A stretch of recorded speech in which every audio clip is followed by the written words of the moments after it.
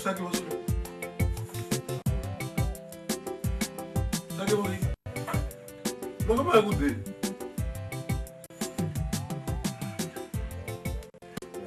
But we not like one why any. Who make one? Nakuta no de mana akari to an where go come na. My surprise where Yankee were kishimu na very where we pay wrong person.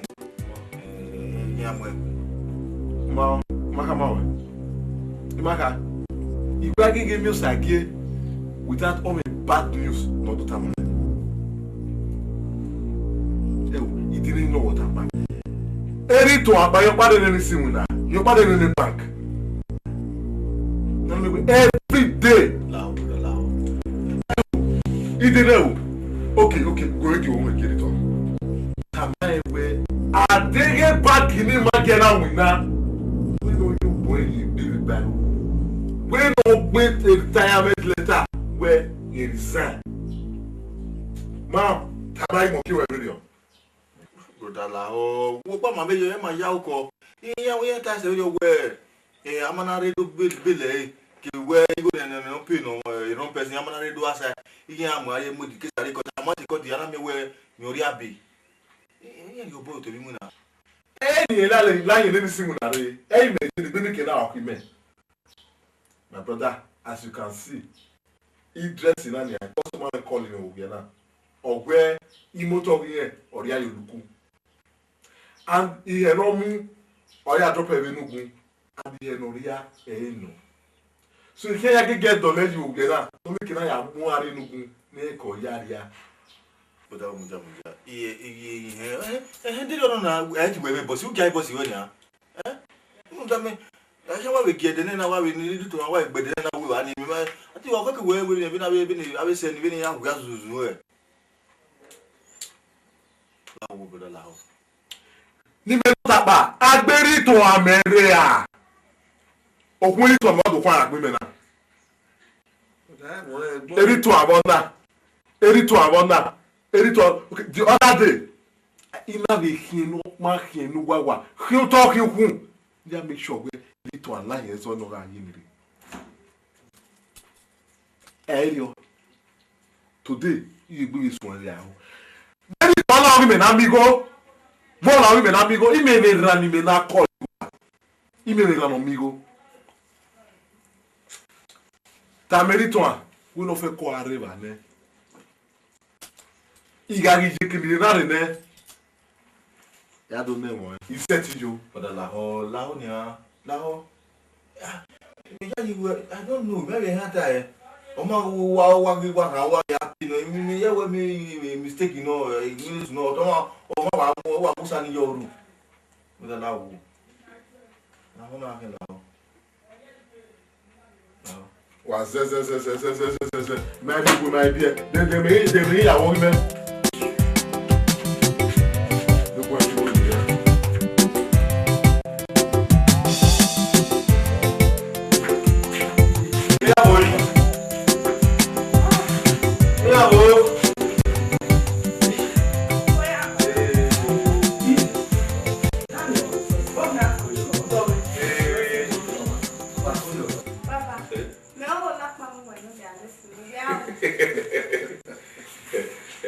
What I know.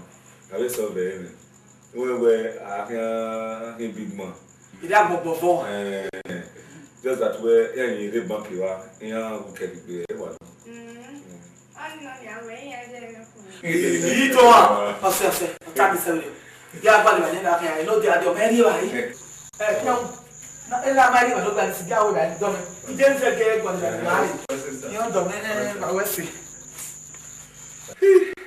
You know, we say, "Salo bade bawe." Oh, babe, there we. We are not me one, not the building. But we are me wa we are. Akabowa we. Me ara ya pawale. We so we say. Ade kila leru na yo dia. Timi. We say salo bade bawe. O brother Osabuohien we akun e. Osabuohien we akun we yiri gbe otewi me no gbe. Just that you one we need in here, or we need the extra backup. Extra backup. And You understand? extra backup. That is a very big man now. Who were Boke Kaya here. A Boke Kaya. Or we near here. Okay, but take for instance, I will a co-worker or co-body winner, or co-body similar. Just a big junior staff, or co-body, just a big cleaner. Women address receive my where so we are. Women flashy cast in the hand. That way, Iana, near the Yeko, a Boke. Where is it, you know? Why you part of Bumesen? Man, understand the you will be missing. In the Guazerio, where one of my very close friends, or say, Ogyobo no so bo and Ogyobo Kaka, I introduce you with my. All you know where you go to work one. Bobo was a brother. Uzi. One man will remember. Brandy, the other oppo. Uzi. Not a baby, remember. What if 4 days in it? Yeah, I see what I will brother, brother, who are believe well put up. I will not bother nothing on that. One year where I will big men now. Okay, where big men now. Amy and Yaki Yako. Okay, really Virginia. For instance, why will you ordinary trailer mechanic? Just ordinary mechanic. Okay, in the young view. Okay, brother, we say you were a very low Nimezele Lube, where Timothy Masonan. Illusion Erupe Rock Chapel. Iria Imoto ya Simotere. Iria police move away now. If you are doing to be paid. But the way we were going to message in a year. But the that yak be wokao. I will tell my yak be wokao. Oji. Oji. You may know where I go, Boyi. You what you how many times I will give up black was it? Huh? So you what you say that for Boyi. While I'm a boat or a boat. Huh? They will not you was in that time away. Osio, my brother, Osio, my what time away. I come out here. You may not women that time away now. Oji. Oh, let's see. Originally, where time you go. Or I said, there's a high between women. Usaga with me. We'll see. Brother. Every time I went up, Cabo, while we're dinning, one way, women, or every time I went. We'll see what we say. No more cafe. Or dig with me. Okay.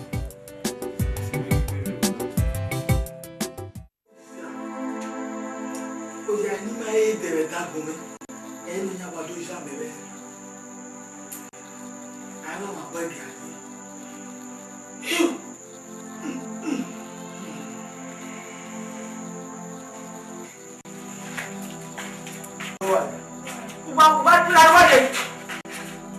What's up on this woman? Yeah, I'm going to get squeezy. I'm going to get squeezy by my hotel one in LS. Yeah, my car tell what you talk. Ama. Why can't we do what it man? Oh, you didn't my wife, you know. But you didn't my wife, I went within this school. To the last day school fees, man. You know, Bala, time I went to a young woman and you boss away. Or even my wife. Then why can't you talk, idiot?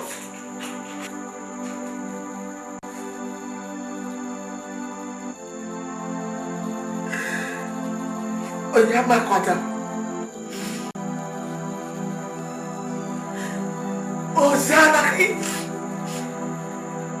Eba igba egba manugo bete.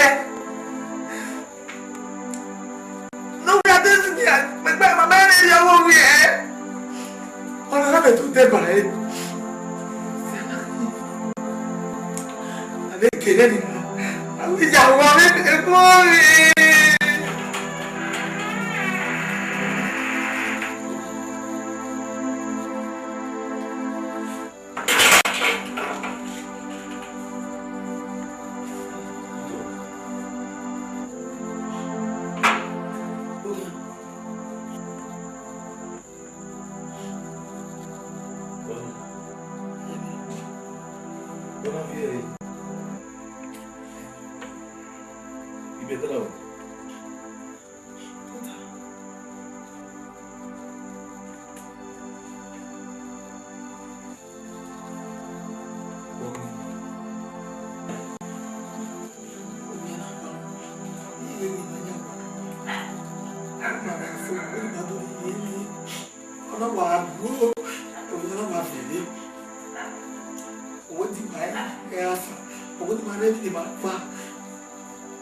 We have to feel my head go.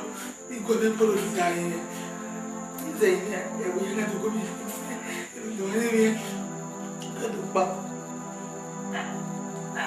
Why back in? You cannot go to school. What's that? You have my school fees. You have to go to the exam. I'm 24. What's that? We have a who's you do a good man?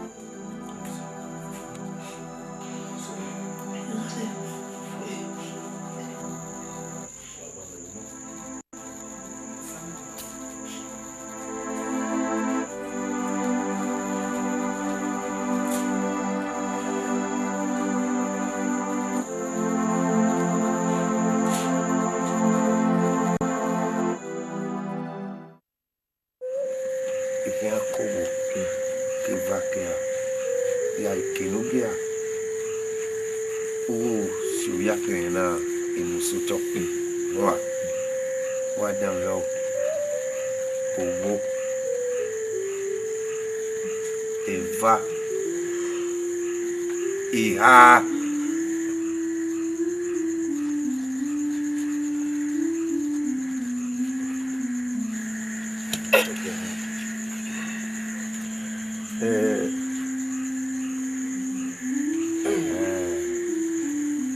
Benu sio yakire na soto ologo mo ya fe ni reality mama we dagbo we see ya soto so egbo biakane bonoto na ewo ni kama wona we ko benu go edo ya sio yakire na soto ni ona we we mo gbe emi ya fe no uziri ye no ma we ko we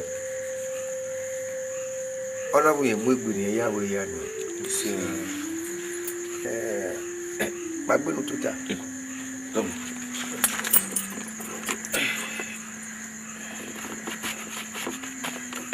ni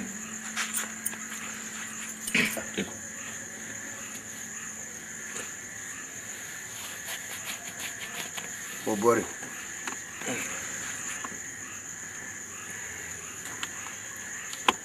Okuna uga wise isimu na weke unamwina ugwalikopa ya ye ile yi imwina no ye no gwe emi opa iro na kia u isimu nani imwina pa iro na kia u isimu nani wina mana mi wene egba oni no we amamiaru ewu ki isimu nani Pese baba Kamu. Kamu.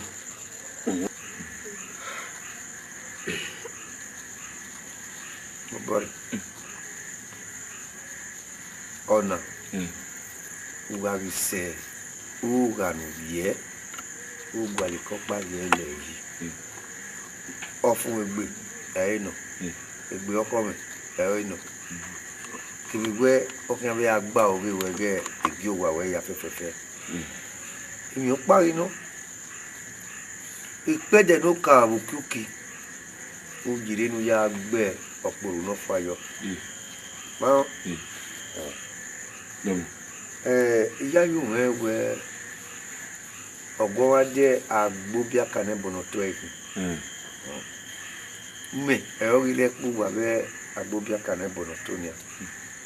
U kia lo kan ya yizo ege agbo bia kan. Wa Tom. Ya o belu kai. Domo sa. Ebi o be yiro. Demo. Ama Maka do akan demo ne. Demo. Mi okpa ni wi ni kama won. Iwu kun na no ne ne ede ya o ya senu. Iwu enu ne nia imawuru ya gbeme. Imawuru ya gbeme mo. Imawuru ya ri àwọn wa. Uwe iwu enu ne una agwalu de ko de no la ya gbeme. No la ya gbeme mo. No ya la ri àwọn wa. Yike kin ama o. Baba. Saba na gbe ko me yo me. Maka kan demo ne. Ya Baba. Demo. Yes sir. Wa hin. Agbo bi akana bono to we se no wa se no se no mo se no egbo ya wu wa ya se o.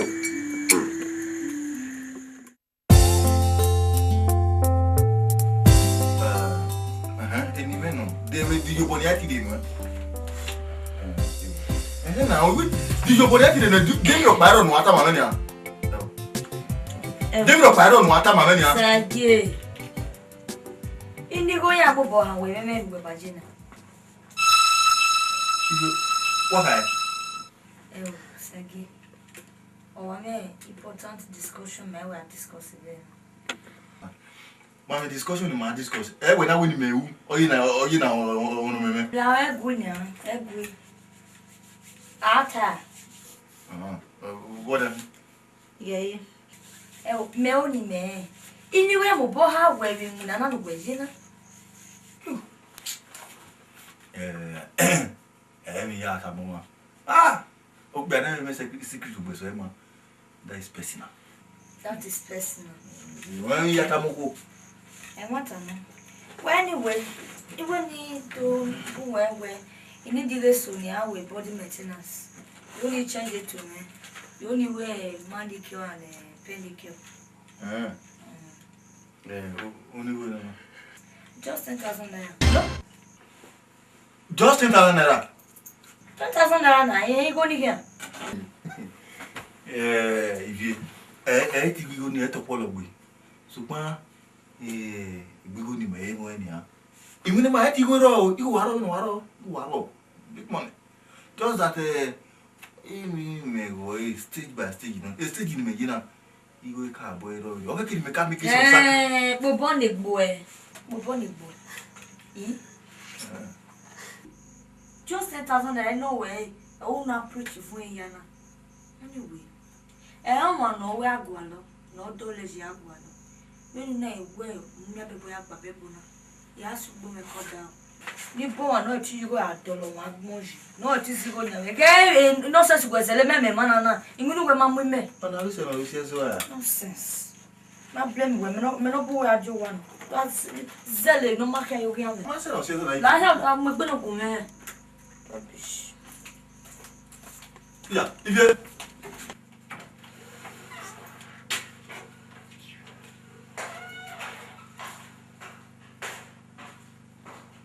Sagi. Bosun. The funny way I go with the man that one. If you know, we our body maintenance. Any motor no with body maintenance. But no way.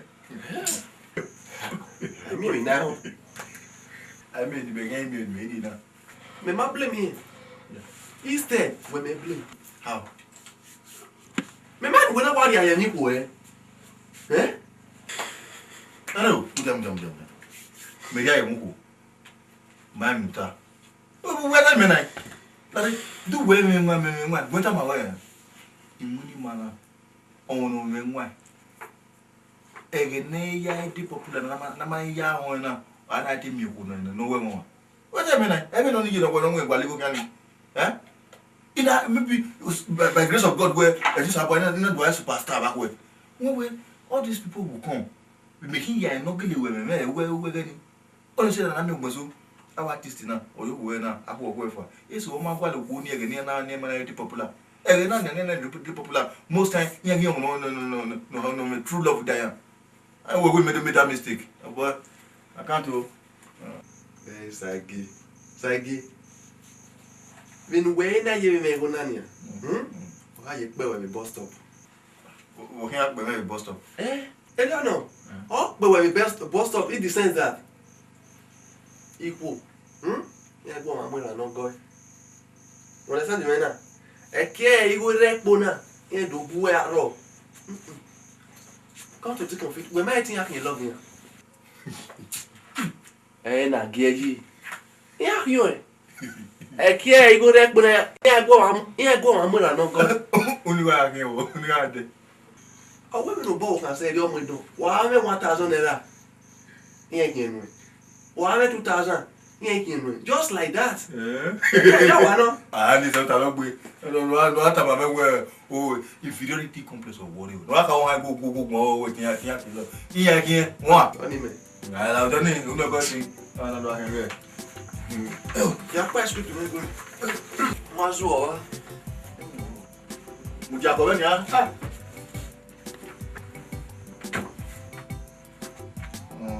Yeah, where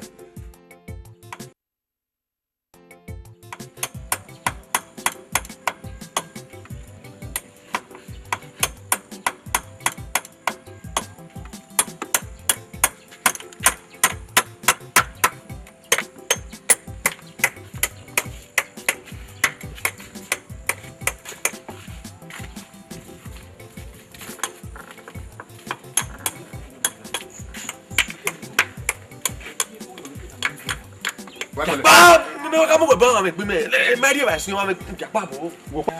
just walk collecting the back. Me na avec me. Me kamu go bang avec me.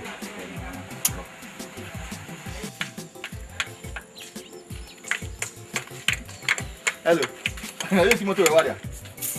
Egbe wa wo me bros. If you are dating, any problem. See me was surprised na what do you? You the motor you go so. Osagi. Osimena kina Tony. Mo Tony Tonero. Hey Tony. Tony Tonero. Afana. Any more already. E dey fine look Let's see. Me try go so. Hello.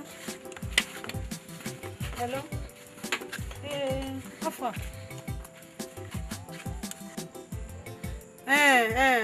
In the restaurant ni. Ni na carry any now. Who do want me money? Okay, bye bye. Thank you. Start another dog.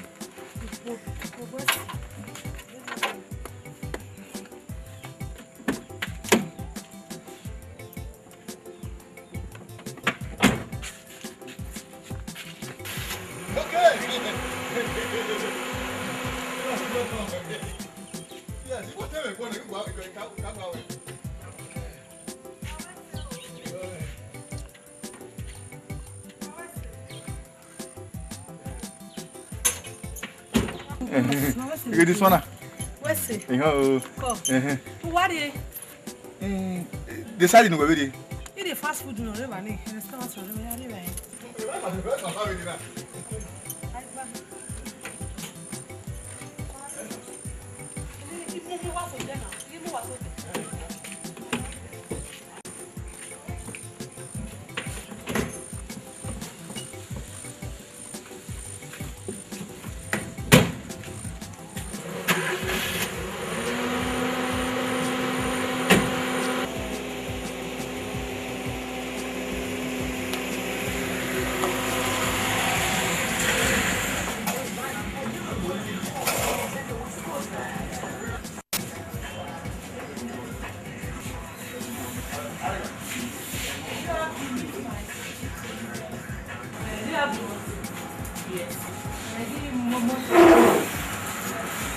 Mo ti pa ju pe o. E ka de ko wa. Ano ko wa home.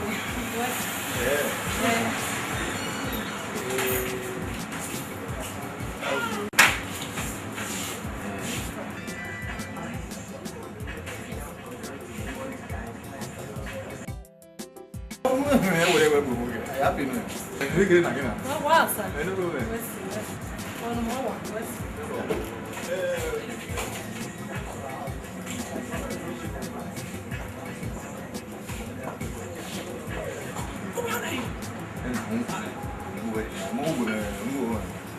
Digo lo.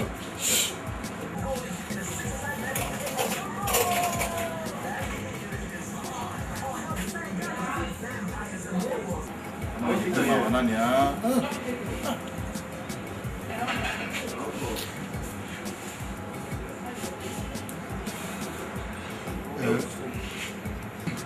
Baik, Pak. Baik sampai dah.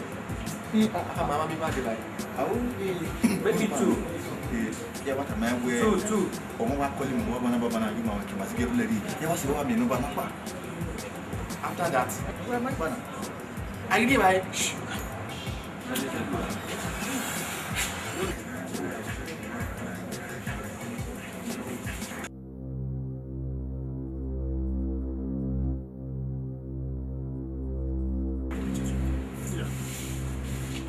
Mama de vai. Mo wa de ni hori. O mo si ma pa wa ti ma wa bana wa business ma sige bulari awo. Okay. You know what? You motor ready bro. The boss no ready. Yes. Ona usaidia so. I bought it banugo we ba. Bros, wa we see. Ona usaidia. Sagi. Tony, aka Tony Tonero. Tonero. Tonero. Tonero. Correct guy. Wa we see. Correct mom. Usaidia. The fancy man. Now what? You were fancy man. Okay. No problem. Mama, I go out and take my bed away, eh? Okay. So Sagi abi Tony. Sagi Tony. Wa we see.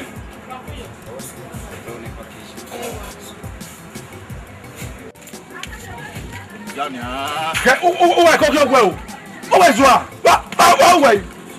O e me a. Ya, o ja o. Me mo understand we ru dey 150 e kan. E we wa wuba. Ke wa gbe to dey o ma ka pe you aro. Wa we.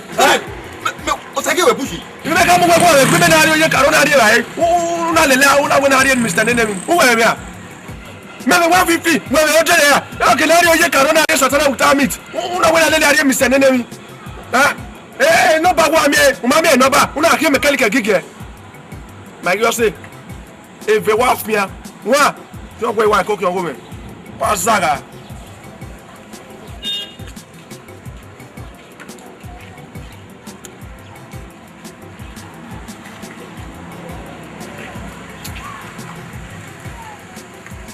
Kedu we mu dia na o se ma yehin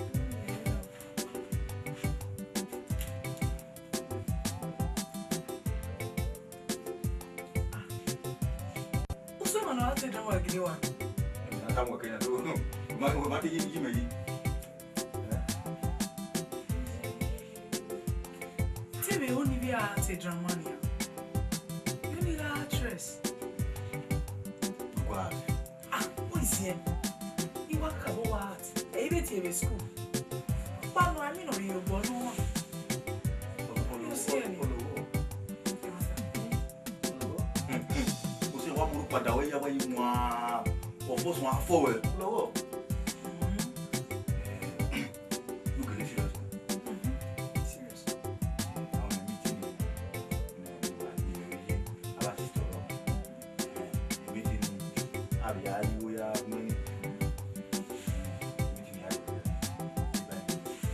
up?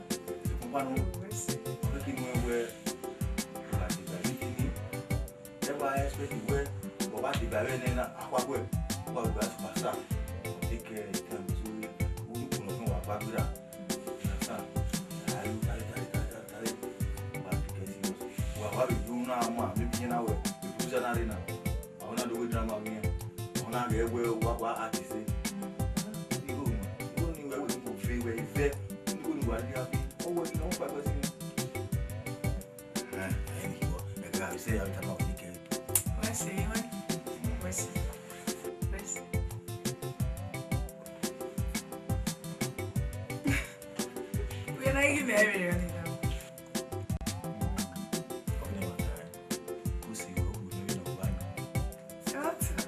What's your year?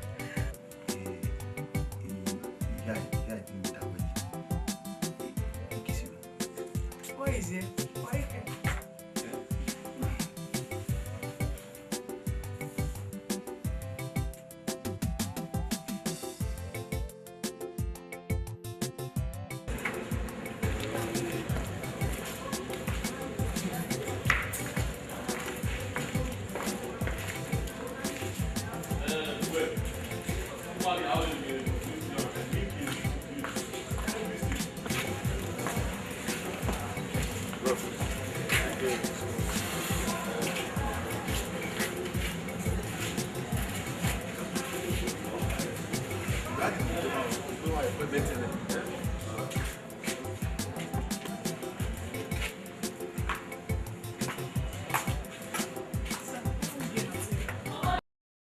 Oh yes, sir.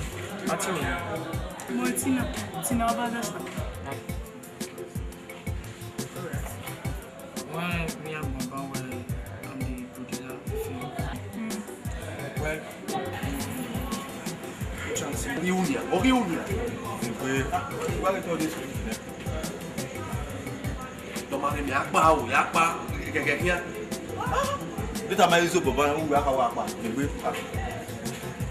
This is my number.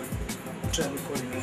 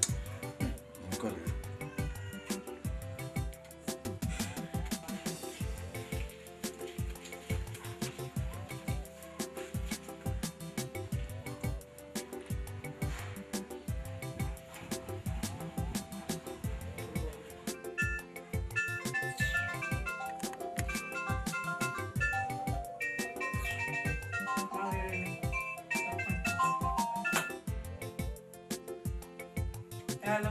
Hello. Alright, Tina. Obama. Tina, what you boys doing? Maybe now I'm there. I mean, the boat, and I'm my very I will be a little what's on? Hey, me rock, ma. I promise you, we have to show the next drama no ya we go. Only my own. Joe. Oh, but how many feature with drama here we go? Only you man walking a put in the movie and while you're there. Yeah, what's I you? You need somehow. I pray you won't understand the sham. Well, what would you understand? Yeah, very JJ, my wedding. Well, Tina Lao, who said you would not have Lao. Tina, do anything when you go Tina Lao. Tina, what we can live when you are Tina Lao, Tina Lao. Tina, okay. If you not on the way, Japo now. Now, when you get it, serious. Now, this one is it. I have to go now. I have things to do. Hello. Hello. Hello. Hey.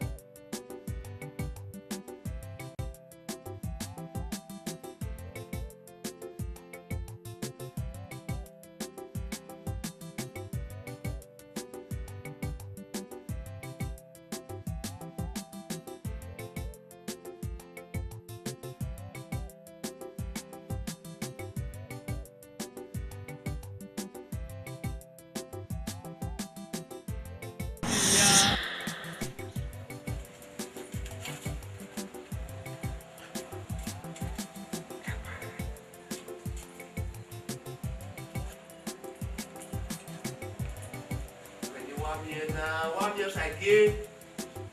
They spent almost 5 minutes in the machine. Why notice your mom again? So I get my Vienna. 1 year.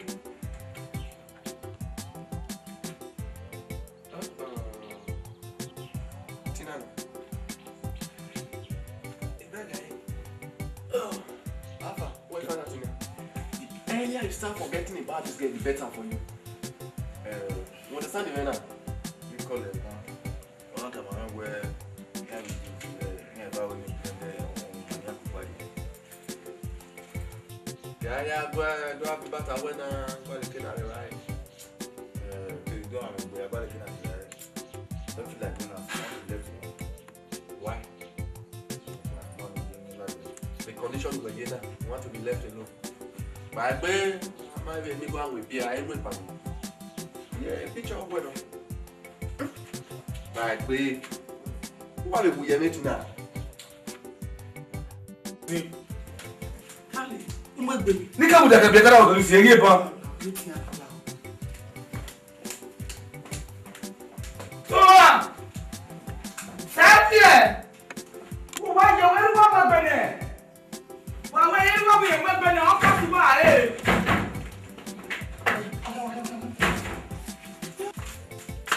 Ça va bien?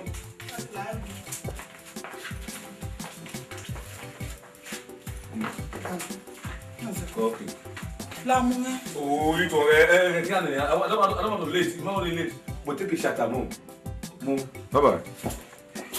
Na makalike ya tole moto meju. Da ise ti chat be gbe be ki wo mi ni. Ah.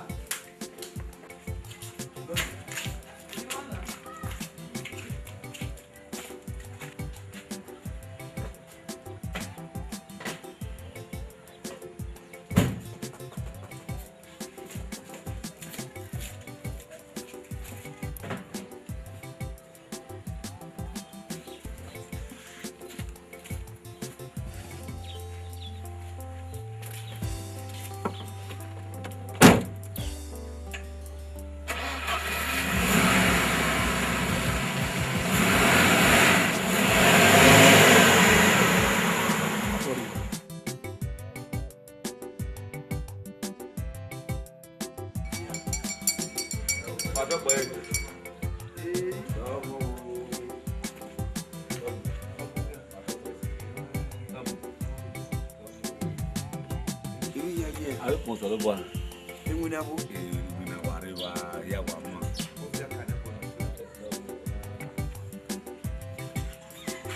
Dom. Na won la na yo na. E danyo. Oda yi. Ya ko na wa. Yegwe abu amma. Ise. Awu no ma egwa ya ri. Ise o. No ma egwa ya ri. Ise. No ma ya ri. Ise. We na kama we. Egbe ya, egwa ya gbogbo ri ni iso ebi agbo bi akane ebono to. Ba. Okay ya.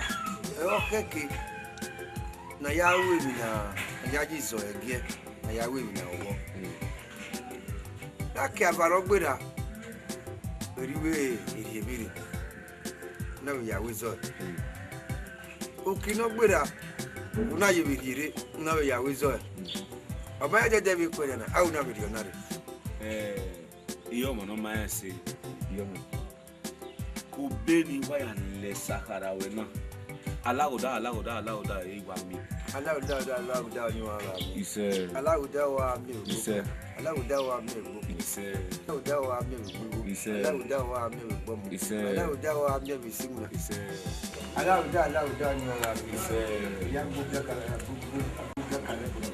Ise. Ero ega wo hi. Deya. Ero mu yari wa o. Iba ya de mete. Ke ga no. Baba. Edugbo ni bo wa yodo. Ikikire wa le guy. Wa mi na bi pata music kan wa yo sisi to ta yi yora o mi ya o. Ne kire afi magi fi ame. Wa bi ja go bi aka no to no to be. O ya me le adena nu la o da mi. So ma fi amaye kare iya mi boya so wa. Ko atoko e. Iya mi boya si baba so ya mi boya si baba fun. Ise. Ko se gbo eyi. Ise. Ko se gbo eyi. Mo gbo alegate. Amo eyi. E won ta mi. Aberi Safia. E won ta wa Mo gbo ase wa. Ya ti we bi mi o pa no yan wa ya wa. Ewo. Wa si gbo. Ki mo ya fi ẹ̀jẹ̀ rẹ̀ mi to ko mi are do we mi so yiwa. Baba o. Eya mi boya re yi. De. Domo baba, na ya tele we. Domo. We se baba. Baba o. Akachi for pano fo. O wa re ye ke city moto we. My no se wa.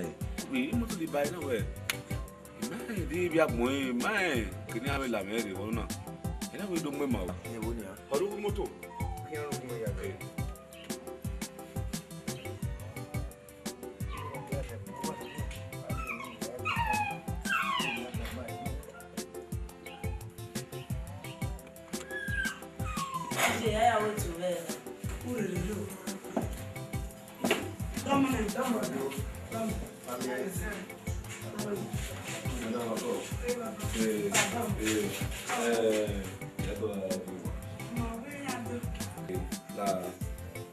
What's Sister. No. Madam. Madam Mao. Mama. Where ya do? Yes, ma'am. Dam. Dino ni we wa. Ida, palagaga.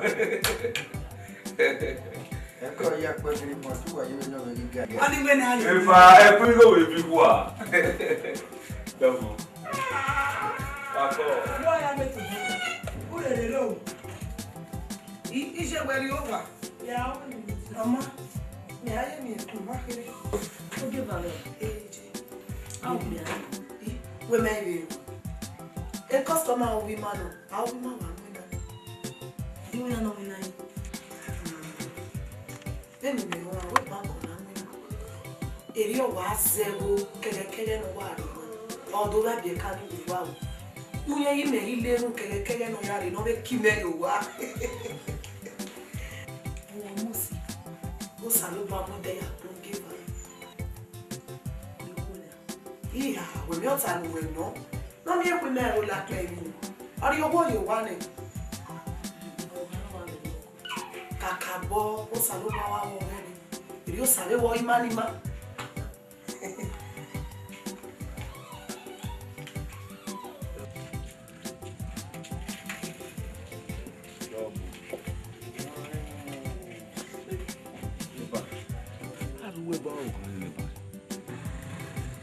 Really compano time. Oh, for all time is a level we bow kan wa. We ma si yo. Au ka ba no. Wo kun we. Ani o po ge a wa ko. Epa. E je na. Epa.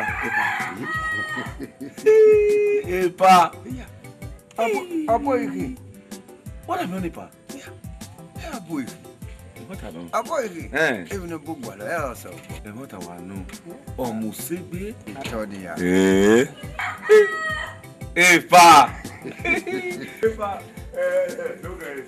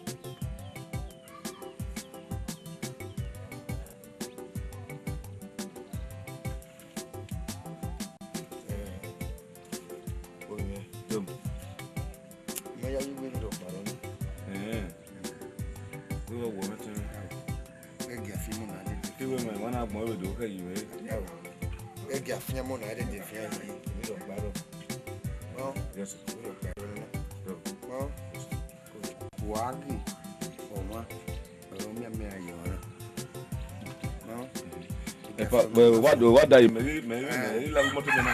Ai ama. Me a vida aí. Dom. Me de gafia na figa aí. Dom. Dom. Amasa, you are king na dey na we you have. Dom. Why ko? Pa. Uri viu? Eu vou estar no bar. Dom. Aba we do sa. Eu we ya do. Go.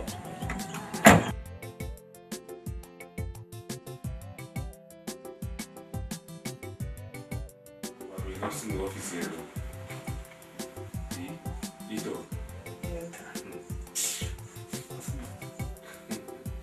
Aquí es West Side Union. Dije, esa canción me enviaron el bajo, que es oficial. Pero ahora ya. Vamos a poner bajo y diga bien. What's it gonna play? I go and know. Yeah, well, I look back at the. Sabe, Valeu. Vai mana. Vai total mana, uau mana. sabe? Nem meu uau. Me como não como? É uau me como. E o uau e ma. Ah? O sabe? É ele vai pegar. Ele vai tai. Ele nem vai pegar. Não digo nada mina. So man, ele me uni no without me ni pode go aqui. Bueno, que ele me uni. Me tu não ia me mais vá. O sabe? Vou colocar o que meu cona. Oga. Ago hamwa.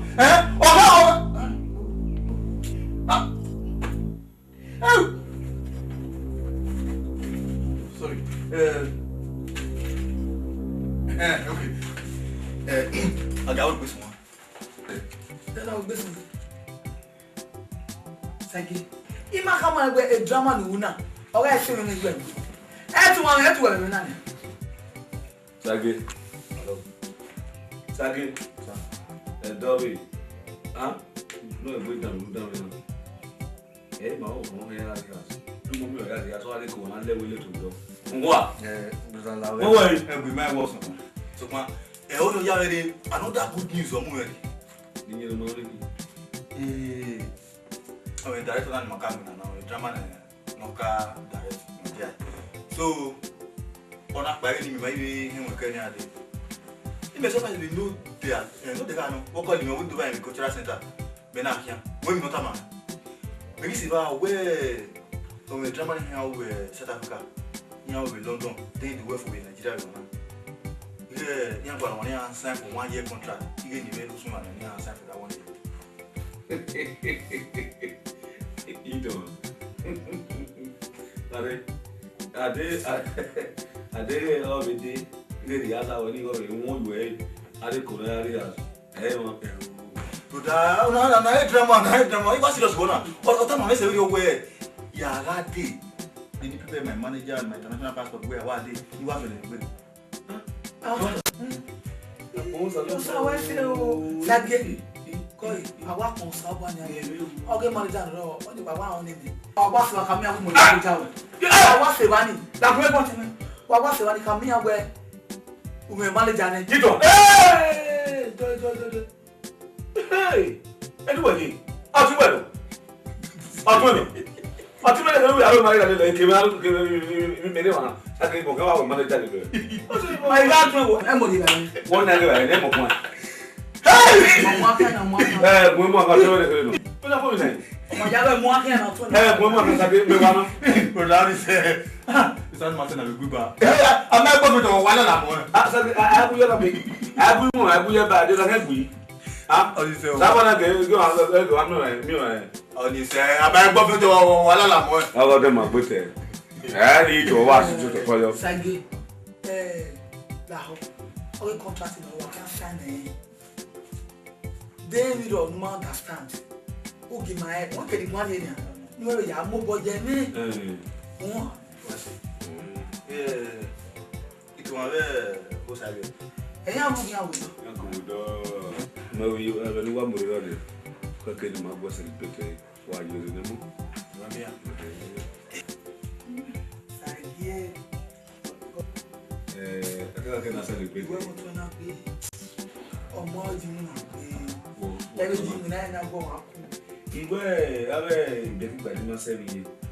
Dagbe afi mo de mi lo ya. O wi e bo ti wa di mu na kan. Ah, mo ba le ke.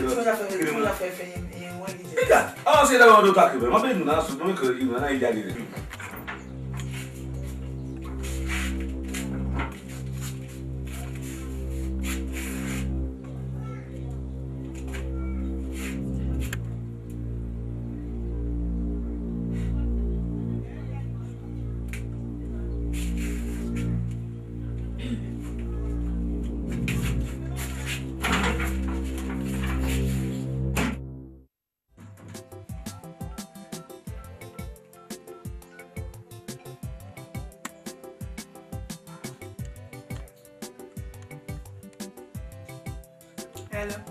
Hello? Hello, Naijiji. Anna, can you work on? What is this? What did you say no be me baba na Jiji? Meno, etina no. Jiji. O que ha iwa jena, o mangi kole le. Le va se va ive ho wu ya wu ha ashute fi mi ko. Mangi o menu ka Jiji. Hello, Tina. As you can see, even one is your time, no me. I will advise you to save your credit. Jiji, why? You save your credit, man. Oh, Jiji. You don't book friend and boyfriend, and your behavior. Eh? You can't say that again. Jiji, boyfriend and girlfriend. Hey, my boo, where? He marry me. We have fun, then we forget about the whole thing. Where, Yonika? If Yonika, my way, we might buy my mom, my partner, I will advise you to save your credit. You are disturbing me. Gigi! Hello? Wow. Police are not deceiving me. So you didn't want to deceive me.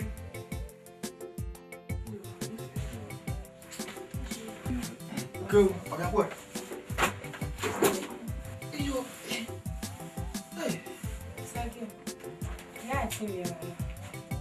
Well, you what? I can't hear you get in my neck.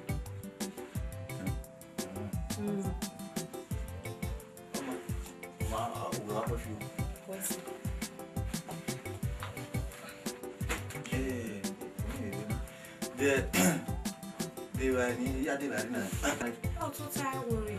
Let's see that in my location. This one will go. Oh, they're not here. Go. Thank you. I still don't know what's happening. I get friends well.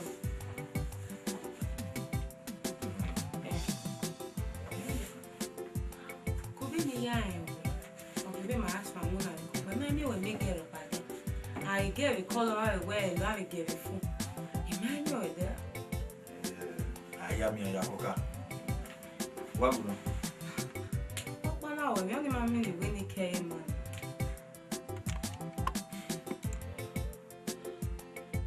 Well, again, to stop it. You. We never that. The camera there, I think my heart is drama. Mama, oh no, as soon as they money, I will put a movie, and I'm you. One, lucky. Thank you. See that tomorrow morning.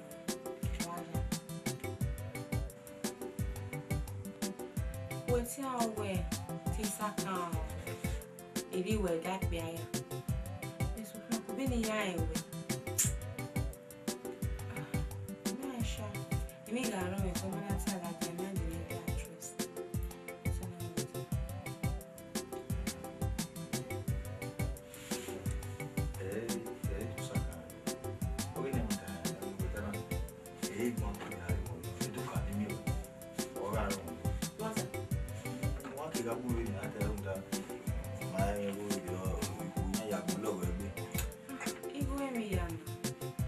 As far away a love in the river. Money is nothing.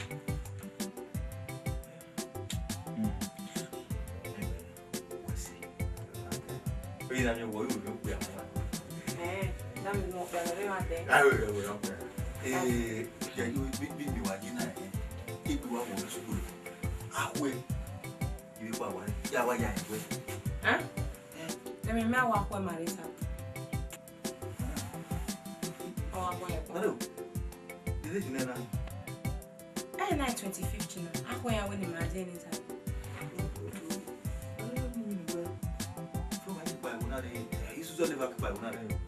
Yes,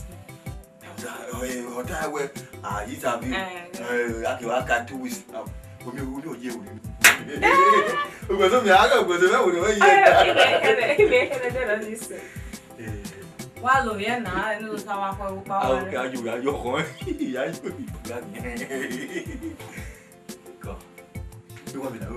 Me want to come out that's what I'm looking at. Me are ready, my how we are me waka, no say, give me what I want. Hey!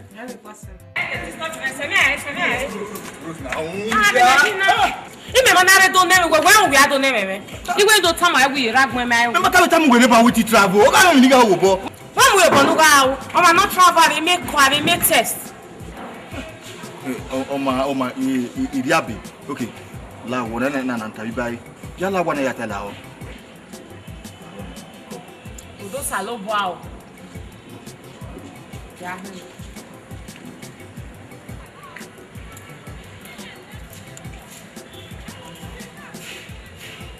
It's a many low one. I'll give it again.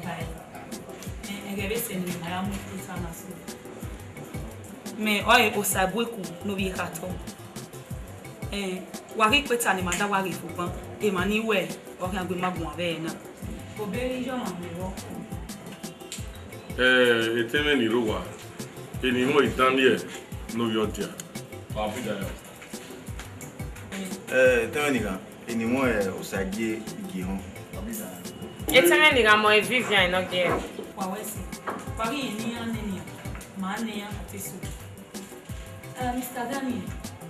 What directed the film? What the film in so you know Tamiman in Gua Tamiman Niro Wanigay in Equatana, you know me, you know one what Tamiman, you know analyze them. Equatan Wawagina. In Rora, in Notanoro, nowhere my own Maya Pegama could be. Ni magave muibuto ni magave imusa biko ngunda Osalubo pa oje iwanya pepe ni re ngunta guna oni maori marima wa wese Mr. Daniel wadi letter application letter na gima interview man matia ori mami o man makami bi kweta. But I'm quite surprised when my mina, me ka beg me and bona ije video na e. But tell me what's it? Evi ni ma o ni mari ma. Esili mari mana ni ma wa una la Ikweta ni ma una. Ti ma o ni ma ya dia evi no gun. Nda bi no te ke no gaje ki Ikweta no ri ladian e mo gbon. A una ya temu ma ni karo. Wa mi we ime sonya ya ha we Ikweta e mana ka mi e ya ri vi oda dia oni evi no gba. Unye yi we abi ya ge ebo ga we silima ta Ikweta e mo gbon e ya ri ma. O si e ma na ma vi mari ma gbon ma. We de Ikweta ri ma. Aya ma mo ri we e ma ya pepe ga se chimi we ni ma ni ka we ga we e mo gbon we ro no se ti we gbe mi ga se chimi. Mr. Osagie. Ona ukauni yawe Ikweta na ukauni. Yeah, ona wa ukawo but ona ukauni ya play the group. Mate waka pass manual law so what play. Okay, I understand. Being your first time you have played the group. What has you? You know what I is that Osabuohien we going that esu we rock. Aba we yan say. Bini meji o maga zao. Wa ta mama ni ti e me gijiri yata. You got to live and play the director no DI. Ki where you know the associate producer we know you bomb moment. Wa moment na me work to him. It's okay. Thank God. We see. Vivian, now tell me your experience. What have you? Something that is but we go sound my way now. Like sorry now. A director of a directing man. Okay, we muna no man. Leva seva. O ma stress ma. Mr. Daniel, you must have been no way. Ma who say you where Iana to a sign a contract with him. Near here say you can play film no be Jamaica be South Africa. E ma ta gele ni. Otin Jamaica ma bien ri. London e ma bien ri. Esilimana abonore women in Nigeria wa ma edo una ma ke ma pa ma ga ri South Africa ma ya wo ge no be South Africa no ro ma ke South Africa pa ma ga ri London e wa de ma kana ya we Esilimana e wa ma kana ya mo so fo do wes Mr. Osagie ma ke mo Ikweta na iyo nu tami etimani rowa nuri budi here niya Ibude ni ari ni amabura we ni maya muri onya sabo runda we owa ni Jesu ye olowo ma ami owa ni Jesu wu ni maya awesi Vivian lari ibudi ni etimani rowa ni oni be de Ikweta na ma o se yo geti awo iya tamu gwan gwa ni akalu ye wani ya keriro nuwa e mata gele ni Oge wa ni Uza aga tiwe we unite we iya ire nu o be ji we nwina ya uga tiwe nene ya uga tiwe nene iya ire nu oga ni ado ata ni pa memere uda mesinu da o ma la ri ibude here ni etimani rowa ibude ni mene teme ni rowa o ewe uga awe mi wa muri onwe ya yo le ba se ba uga awe kemi o wa lo salu ba ko da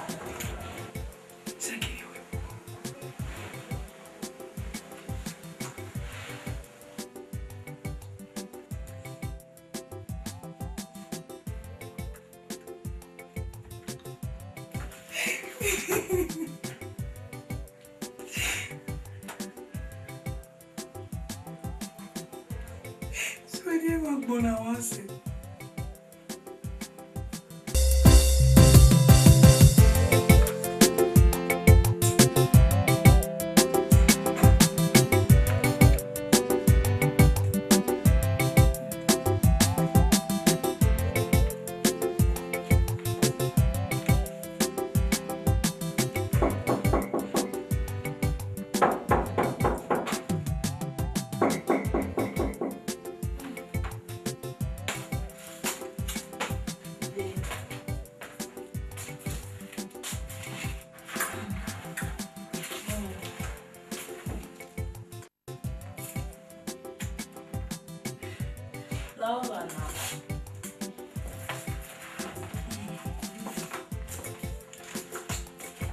Bobo. E Paulo? Já, eu queria o Ené Padre. Oh. Eu me quero o No, okay. Because you may a test going. We do have a hotel room. I hope no problem. Okay, no matter. But my text message you. What boy going? Hey, what a moment I did when I. Ima no one of my interrupt him. Interrupt. Why you mean that? Yeah. You know we piano anyway. Was it not your way I did one? Yeah, ni ya o se we. Igbe magi o ho me. Imagi ti nwa me di busoto. O dewu. Ihu evano me wani. Ya magu me do de oge. Ya we ni mami gbe. Eyi megi me. Igi me ge ya lo bi eke. On se ni nati o.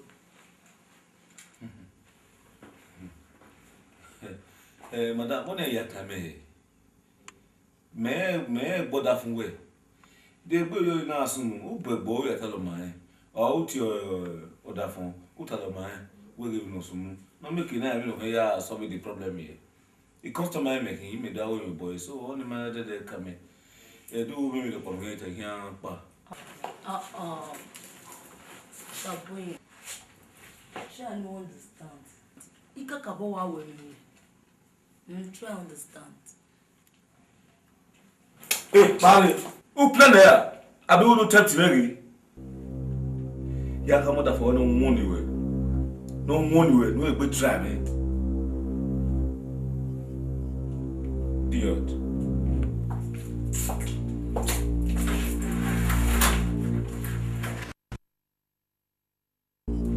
You're not gonna implicate me.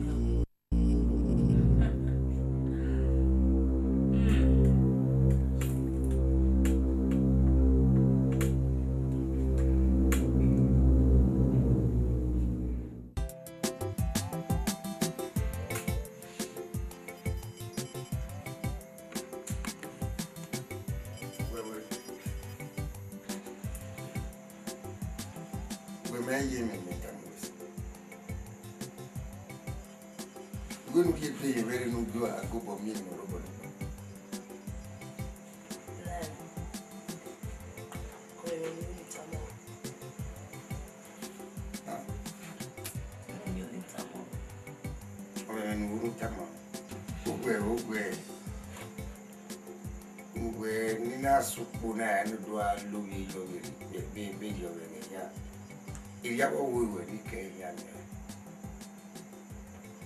What will you name it?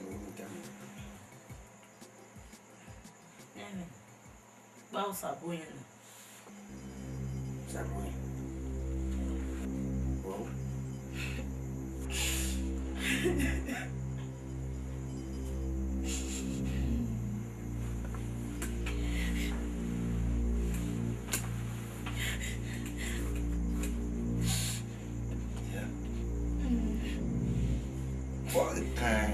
Osabuohien kan na jina na vie.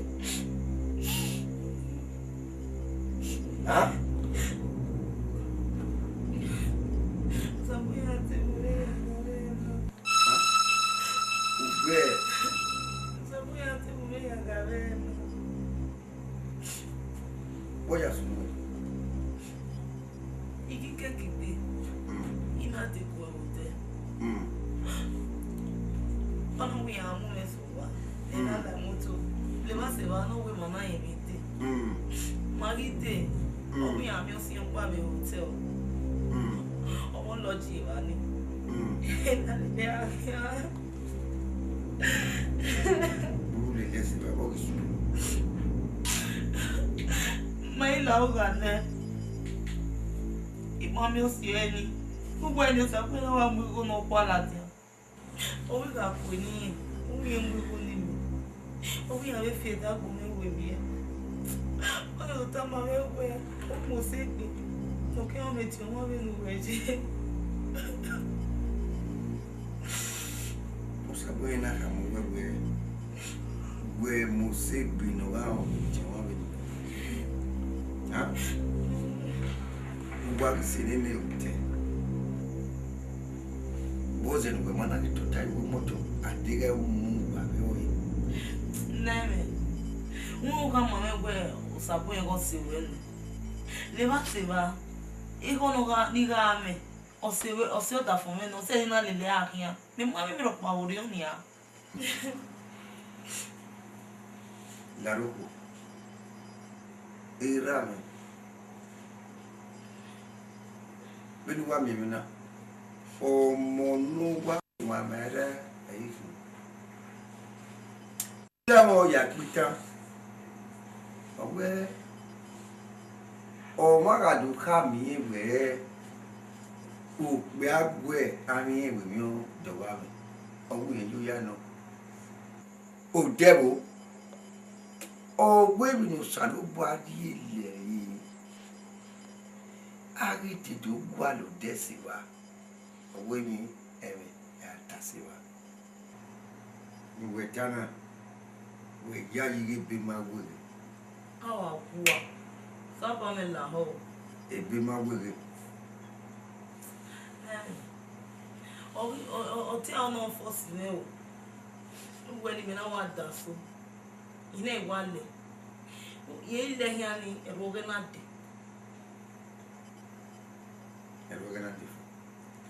enine ro oruga ya hivi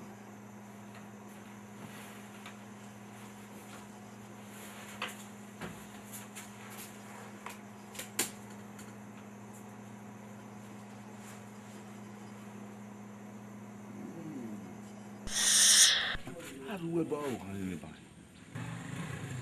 Really ko pano tai wan. Obiali. Awo ka ba eno. Obo kunwe.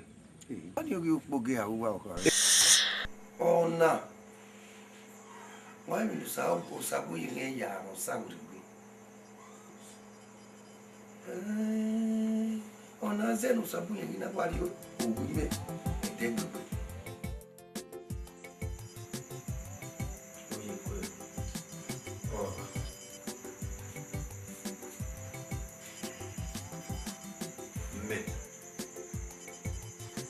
Tiwe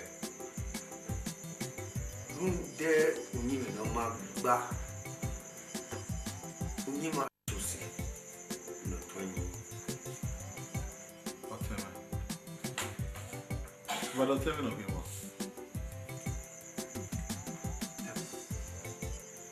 Imo tuwe to bugwere biko wewe me wegina Opati no Osabuohien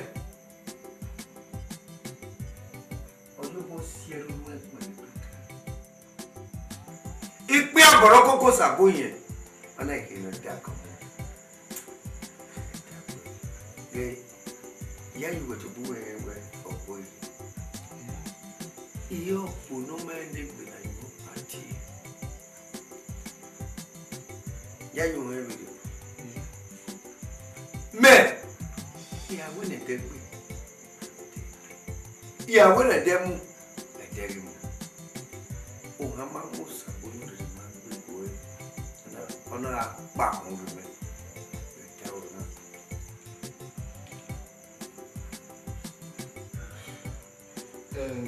but meji understand it now ojo na na ye very very tita we ya ku me gwa gwa gbe o wa me understand it what do you understand o kama Osabuohien oriri ma gbe ko e owo ki benu pogia mo ka me no keke ni ja ni mo se ni Osabuohien na ya ta ma ewe o mo se gbe no ba mi me no po ni egwe mi iteri Osabuohien me na go temene giri Osabuohien tweno dion iteri ewe zeri na go temene giri me mo ewe Osabuohien me yo we no se gbe I only come on where Osabuohien Osabuohien in Latin. Here, no man, no one you won't bear where we were set you. Osabuohien so Yahu Me Akakasiaka Yakamu Osabuohien where Yobu no man, they you walk back here. But what's here in Benin? Osabuohien very. Me are very. Yakamu Osabuohien where Oga Gunyeri. Where go me here? Ogian Bimu. I don't know. I yo. Yakamu Osabuohien where. Oh boy. I tell my beloved baby. I always say, man. Eh, yeah, do I one who be me? A quarter for me. Living a year teacher, no one. It will be. We don't know. Yeah, give back. Osabuohien no ya me. What of your boy Monu? Digging my conya, yeah, day of Osabuohien. Baba now, you will a cream in the yam. Tijoli carried no white to you. Super Nula Mune, if no really time, me I will do a bit. Voilà.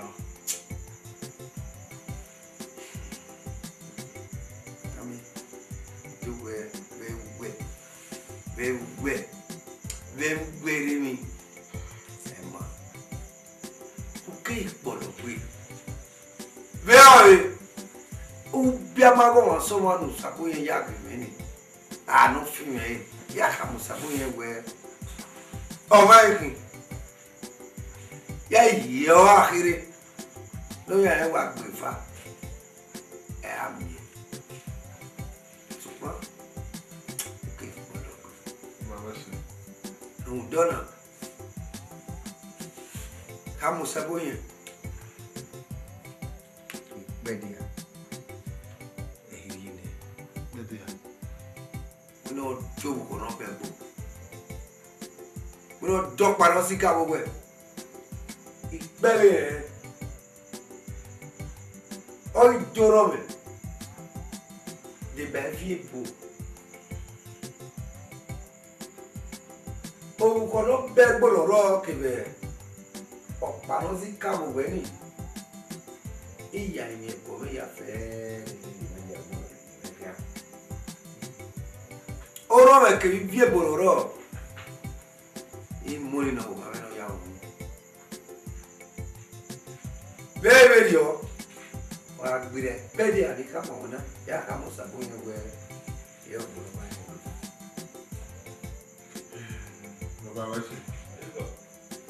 Even a mechanic, Nula, okay, where I mean, I will not have my family. May I have one of them? Oh, you will be a kid of my mother in you with them. But Papa and I have one in you, wish you were not my beer family. Now, so what way my brother gay fee? What I'll marry you. Where would you want to want? I don't want to. So what? Oh, my wedding day, we are here. It's Sapana. Oh, yeah, well, what? You Osabuohien. Oh, what? Oh, yeah, no. So what? Oh, can we have women? Oh, one young, you know, the young woman. I feel when you're, yeah, I'm going here. Yeah, I'm going to me. Comunale ya rimwe yana e comunale e pe I bere akeka ide yo o agbere abere yo agbe fere akian retire.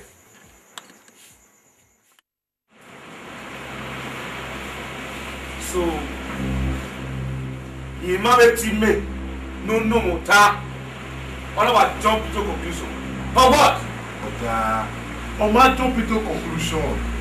Il est timé là tabibé. Nous dit là il est on vous met il n'a pas tenu. A mauvais lieu bébé. On sait là le timé tabibé. On m'a jump into conclusion. Et non ta est on nous zone au bien for peace to reign. Elle est même là avec il a fait le bébé na oui on sait où moi. Attends quoi? Balali. Yo pas là. Ah, I pay my dues. Il a coqué everything 3 months. Ah, mais là c'est va. Ah oui, mais pas seulement il tire. Non, t'as rien à faire. Oui, mais tu vas bouger. Brother, si tu vois hier, hier we bori well, hier what him work back. Aussi na le tibet avec le bébé nous. Les va c'est bon, oui, mais they had we are so no here. Then the can meet the other side of it. 3 days in it. Don't we get many? Me and there Otukun all day battle. 3 days in me. The man about again. If you will Lara and I will see the other side of him. Then no. Yeah, we will na wa me now. Then no whenever messenger na. Yeah, we the baby o we get na. You have my way. Me kai we else no kwa. Wa, come on. We made it. Well, no go to her and go to her teeth. I don't care. Brother, who are we looking at? Oh, I got the back one. Don't worry. Your fellow, bloody hell you. Brother, Hey, come on. Where the guy? Where's the local one? Where's the local man? You're going to papa. Come on, where's the local man? brother, brother.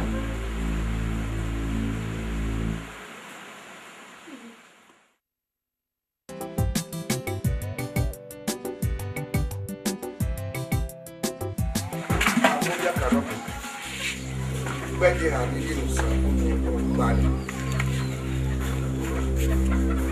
Na we no ya bi ni wo ne ko. Gbo sa bo ye ka ni agbe. A ni mi na gi e o. Ni a fe ne. Tori o no pe no so eju ma. A ko bi aka. E fe no Osabuohien feli ya fefe. Wena kubiaka, ose o me. Ugbe wo iwe go denia, ona we ai ugbe na kubiaka. Osabuohien si wa fefe wa be mo gbe wa ya si fefe. Wena kubiaka. O ye mi ne Osabuohien. No real no re yuwa. No segwe efeli ya go. When I go back, all the day, only similar, also a feeling yago horn. Below, you know, I can't wear a million making a fat. No making a variety, and yet, we are fair, where something has said to me, when they have said to me again, so I said again, we are fair. When I go back, I will get to the affair to be at the money. Eva wa unoma. Eva wa unoma. Eva wa unoma.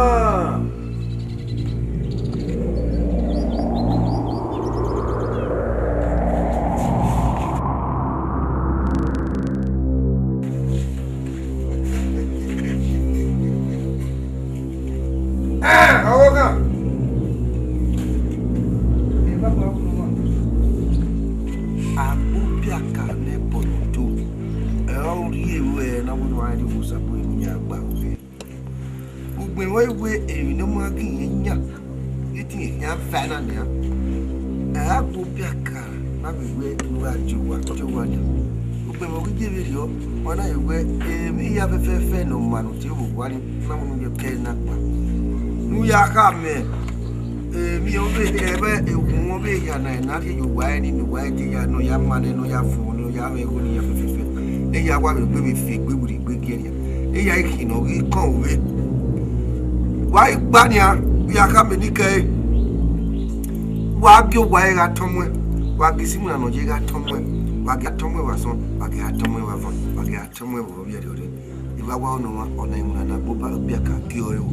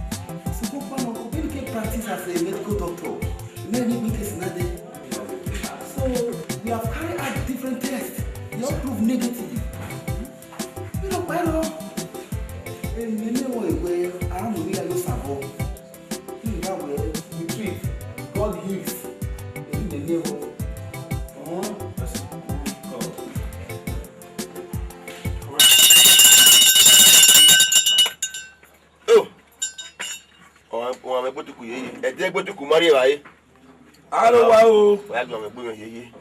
Ai le dia. Anoko. Wa to pe o. Damo. Ai gbe bata la gbo me na. Agwa. Ki bata we. Nu ye ki la o boa. Ala ri ni. Ade. Yaro yo. Damo. Edo. Damo sa. Osime. Ogi mama me. Oya mi ade. Osevio.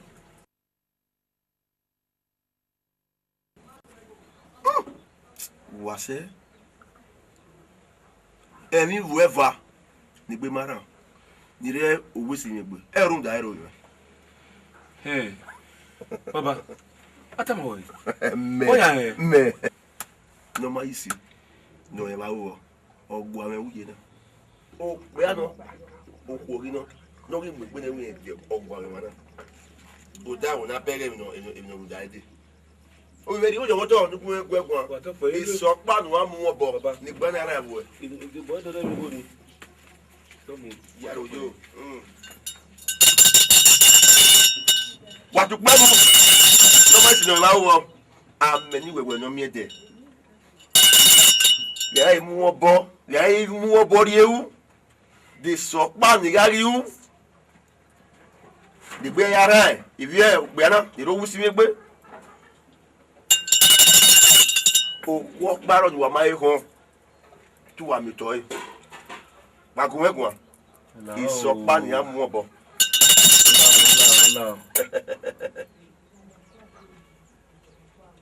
Kun egun. Yare.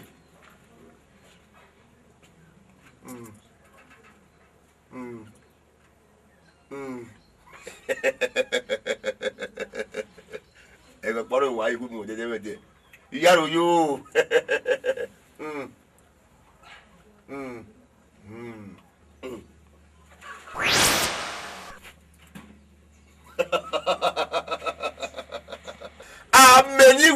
me there.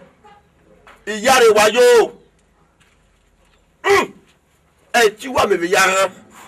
Me no mind si no wa wo. We me do. What talk boy? That you want. Iya yi we emini hiaka mo na iya yi won agwe ya. Oh, see that you. Hey, me no. Iwe viva ni gbe mara ni ro wusi mi gbe ni. Uri kan ya wona. Are kini iwe yi. Owe ti gbo do ni. Uri e kan ya. O ari e kan ya. O ale we gbe ajo. Ma o gbe ara ya. O se wa ni gbe ara ya. Mi e dun mo ri e po. Baba wasi. Dom. Oja gbe re. Oh, c'est bon, c'est. Bien. What talk boy? Eh.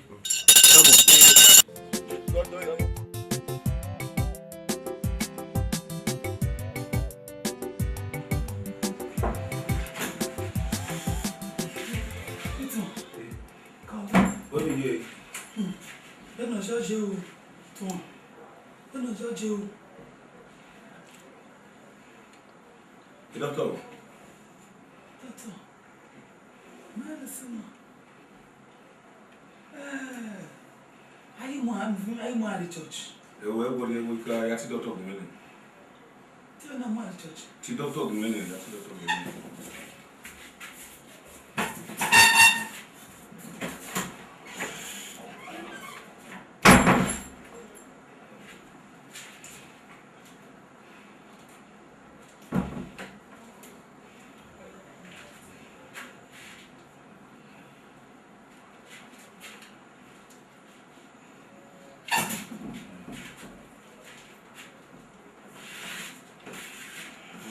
Doctor. Come to me.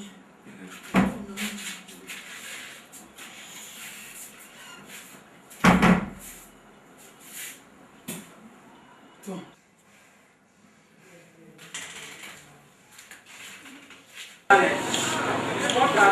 Everybody know that.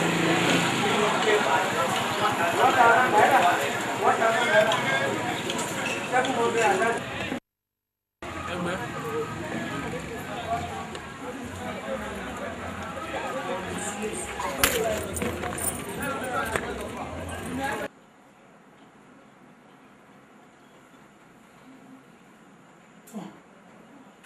Tom.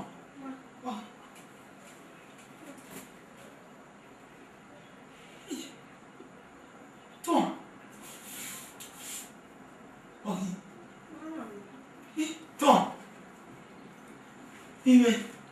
Tom. Get to me.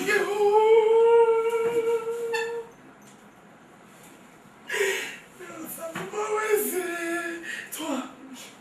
Go. Get out of here. Get out of here.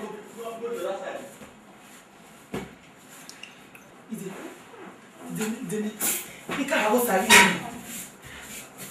Tom, it's it.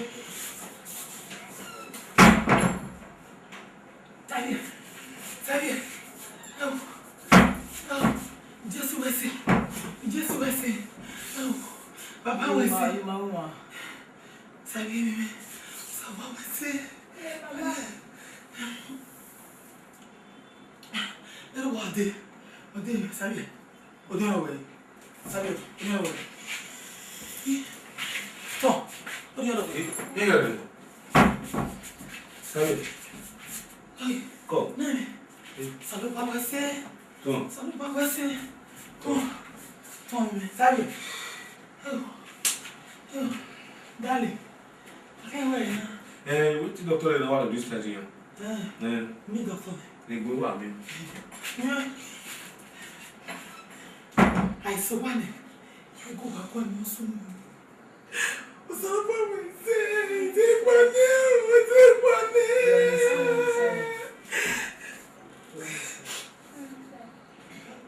You want it?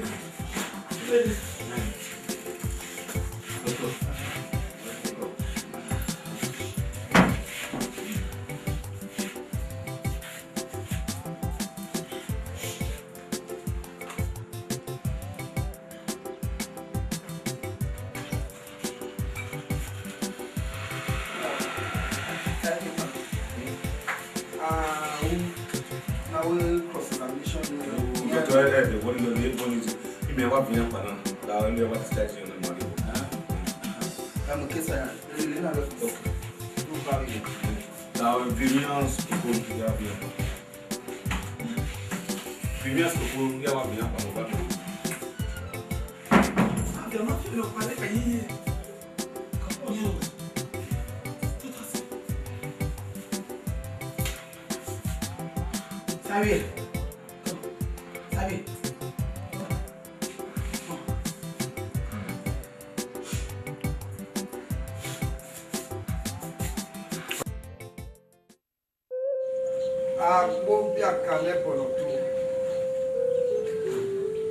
Osabuohien si wa vivene nya. Why we gbegbe won ya si vivene. Who dabo ọmọ no wi yin yen bi e. Osabuohien gbebo ri amogwa de zaga mogwa wa. Why we gbegbe yan wo ya zaga wa wa. Ihe datie o sabi egba ha. Agbóbíà ká lọ ìbọ̀nà tó wáyé làọ́ ìyá ìsù ènìyàn mọ́ náà rẹ̀ ló kógé à ìwà láàánú wáyà tí ẹ lọ́dọ̀kọ́ nìyẹn o sábìẹ Osabuohien o sábìẹ Osabuohien o sábìẹ Osabuohien èké inú rírí ayé gádẹ́nu dọ́kọ́ yẹn nìyẹn gádẹ́nu dọ́kọ́ yẹn nìyẹn. Gádẹ́nu dókun ẹni wẹ̀.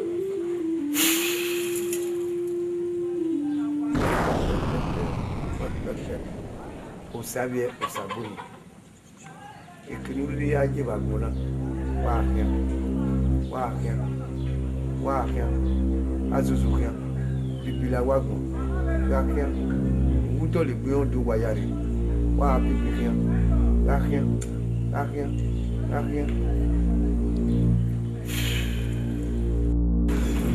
2 days. Iperefa. Wa mama memo no wi. Elare. Timu na police ye wona yi.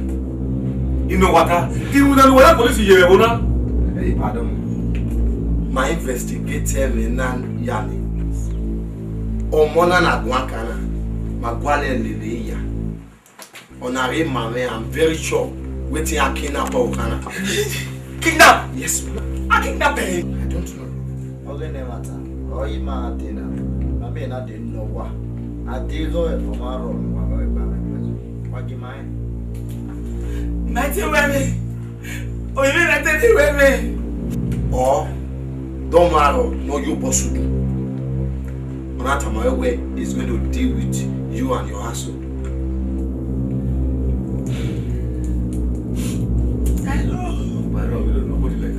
Mama, Eba, Mado's office.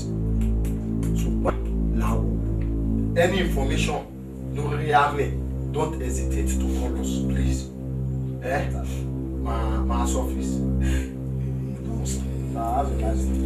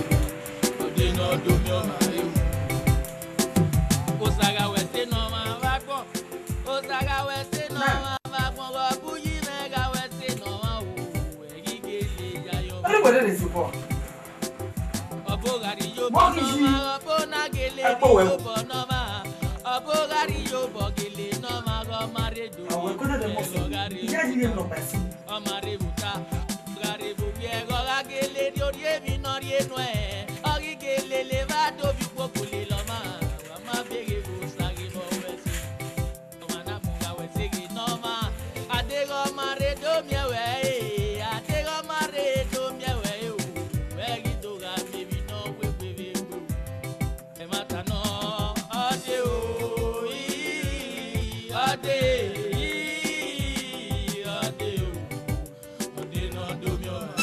Jesus! Sack letter. Darling. What's your bonnet? Okay, so. Okay, Darling. Lade, is you were involved in any illegal business? He may involved in any illegal business. Even when the police have more receiving money. Here, a mammy sack letter. He made a notion of the he made office man, English secretary available. He bear. He sack letter. A yellow one. He be one woman.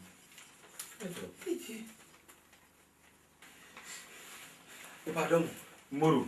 Comment ça? Okay. Le master wo. Avec toi c'est que wo. Il y a fait wale kirikiri baba. Eh ya wale kirikiri baba. Boss mu wo mu he police ya. Mo mu he police. I ma ke gbode ba na woki. Mari ba be. Wore. E ma ya park. Ma ya park ni ma na woki. Mari e ba e. E ba ya ta mu wa ge e custom. Moti se yan wa ga. Ga la moti se ni. Yan we head ma mu ge head abuno ile abuna. Di lo wa mu. Egana ya pani he, I don't know where. Osisi, Igele, Orugwe, Imoto.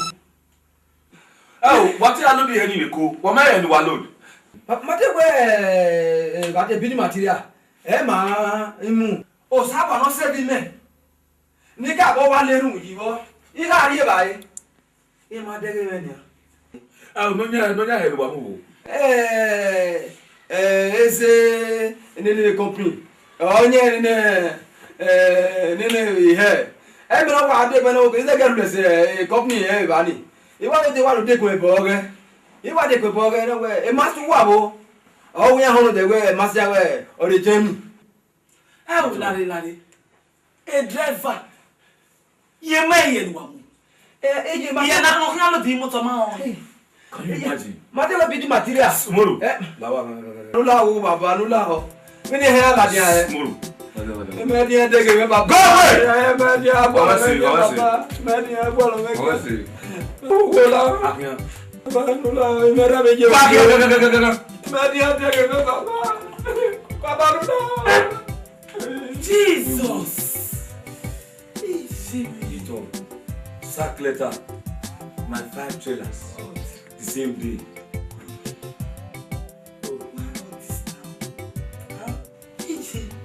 Ito. Darling. Baby nana wa do asun na dem no see baby nana renia. Ni ma ke was ne go ya de ni ma ke su se. Egbo na gbo se ti we gbe do sunu de ma. Hey, God.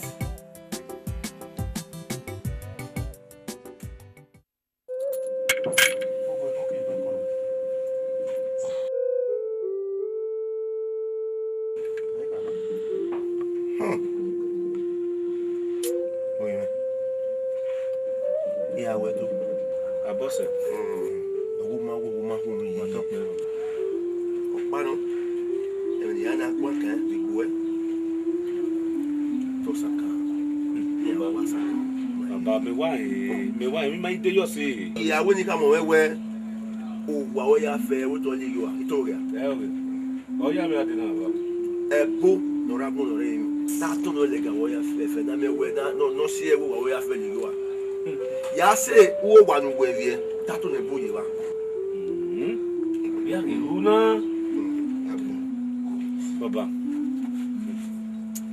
Now, if you don't mammy come away, we are in your bona, the so bad in your bona. No one I make it with the hair, I mean, the Babalaho, Lao, Babalao. Back. Say one. Now, my brother, we're talking after the weapon you have very well. I have never put your fair fenny. I get hoy. Often we have fair. They all remember. What part of fun, man? Do we put have left? Baba, if no, we go back to where I go. I don't reggae, Baba. Igo noro, o wa suku igo noro yi. Imego, ihe ya mu da yi. Baba. So pon oyire no jo ni meze de imi na. O to le gbe yo we ke ade. Abi ti la si ve afefe the custom 6 imi here. Efe we afefe ya de le gbe bu mi ade. Ki we o wa we do yi o we se ni afe aro we o se wa ne. O bo wa ku ni ni. Se ni afe aye. Bo we ka ne we na do fu le yo ware. Ara fu le ni afe ya no wo yo ya fe ya do. Baba. O pa no iwe o ri pe de ame. Ni ya re ni ya do ya mu na wa we ni. Pe de ya. Awa pa ni ya do ga pa ni ya bo ya de do ya mu na wa. Wa be wa fu no no agbo. Kuma. What's it? Ya do akin. Ya ro yo. Yes sir.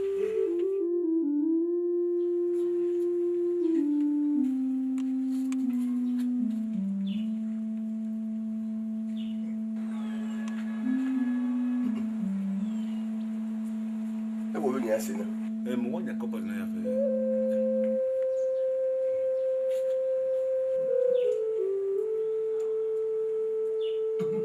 Okay. Ya se o fu ko. Yegi. Fuji.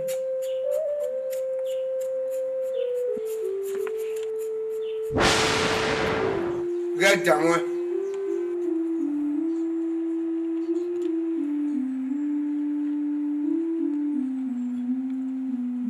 Pé gbogbo no sobo agbobe kan ni baba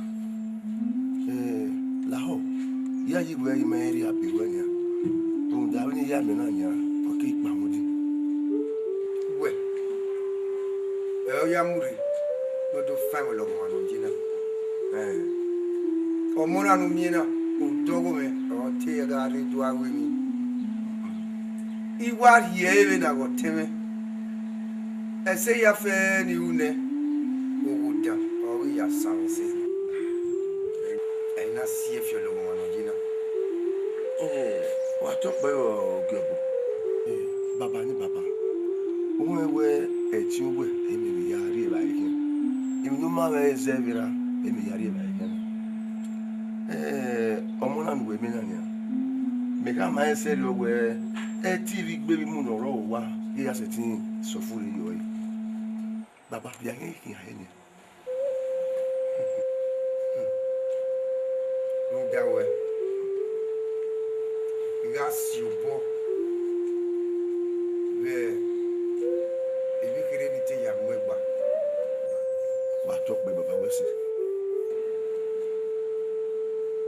kema ya fi uzoli yon no gbede olowo wana ga gbere o ga gbere ni to kan se bino kaye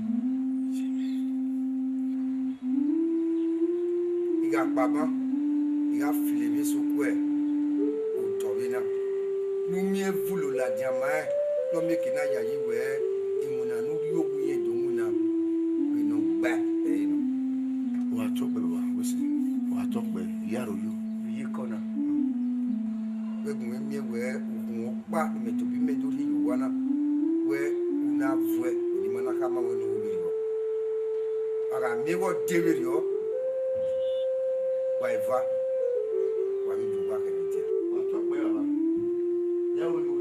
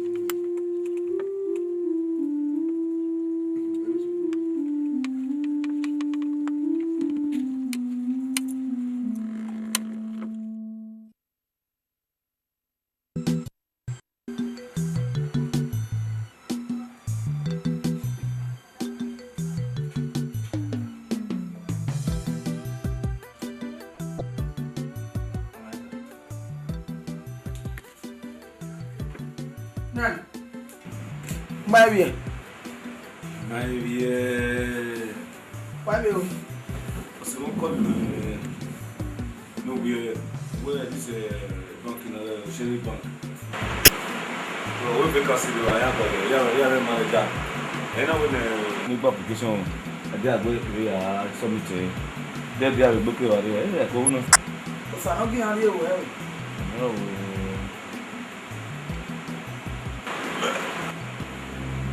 Come.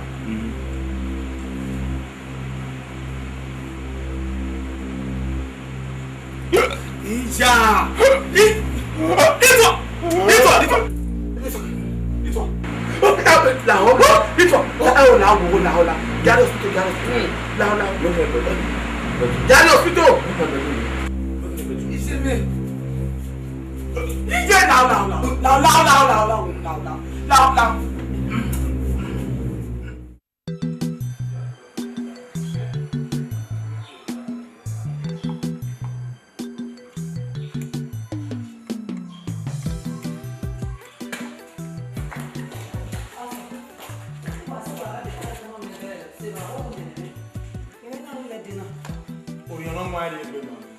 We're not your no clear. You can have to see.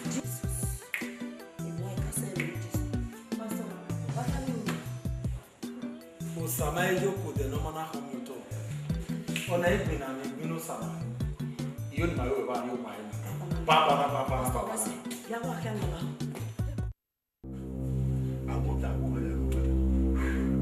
Agora, tinha amigo ne do África. Do África, né? Agora.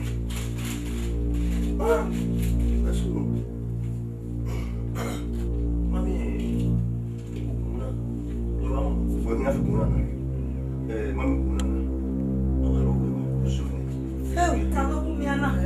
Tá bom, né? O pau é bem sete galinha, pá. Vem para que eu na Julia la yemanari. O manari é bem mais de 20 daqui, ó, babana. O can we? That do cargo ave com ave o tiro ro ava com ro ave mi. Do cargo ave com ave ro. I don't ave. Iri wa. Ia ku woni sai gbe de awune. Bawo dai. Não dá o rie bie bi.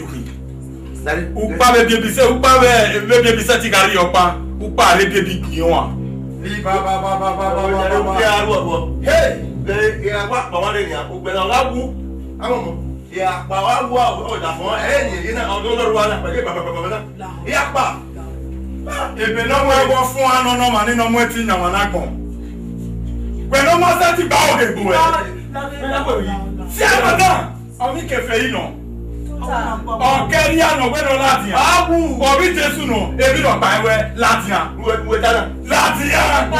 Lati an. Wo le de we. Lati an. Ebala, akia. Oyin no mo mu ebe ko lukini. O sa ni mi wa ga kere ni ade. Eye ko mu me, o sa la gba o re. Ya pa wa wo. O sa wo no pa bi lo pa ewe. La akia. Nipa. Sa lo pa gba o re.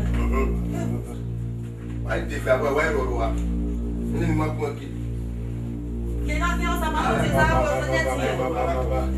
Osamato gede.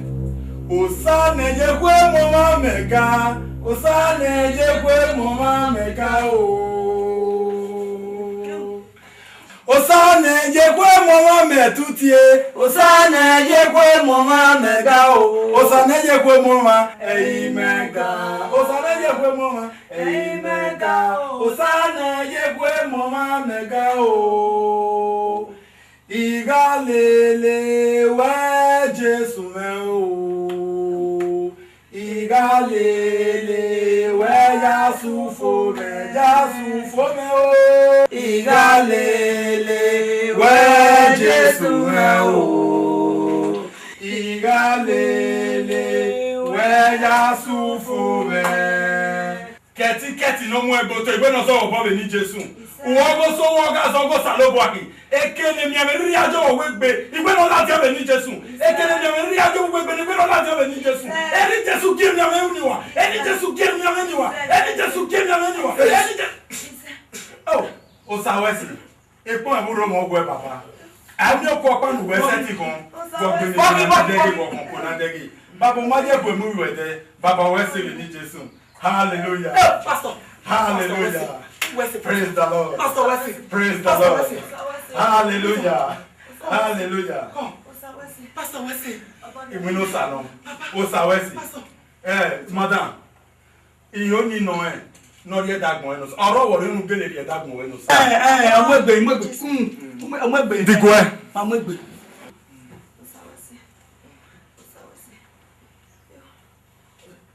Osane je gwe mo mama ga. Osane je gwe mo mama ga. Osane je gwe mo mama ei maga. Osane je gwe mo mama ei maga. Osane je gwe mo mama ga o. Elu ni ri ana no ga talele me. Baba ma pon won. Baba ma pon won e ma. Baba ma e wuri o we Jesu re no do wujo ko ima. Baba ma e wuri o we Jesu re no do wujo ko ima. Oru de wujo ko ima na ri o ko ima na ri eyin ma gbere. Ore do wujo ko ima na ni ona ri o ko ima na ri eyin ma gbere. Kete na pa go samegiki. Igi ogesun. Emi kemi ya ni kari oboji yeye. Kete na pa igi opa oguyan. Libroski baba baba baba. Libro li baba baba baba. O ma ifo. Emi re owawe na. Emi ro na owa ton no ga wana. O ma o pa. Mi na pa era. Ori no won agumegun. Wa. Emi ro no ton no ga wana. Kemi no ewu ton no jo to le le na ya bo le yapo. Ni ko wa ja fe ma wa pa igwe. Wa le ja fe ma. Ni ma wo era hian. E ti o saguero le le mere.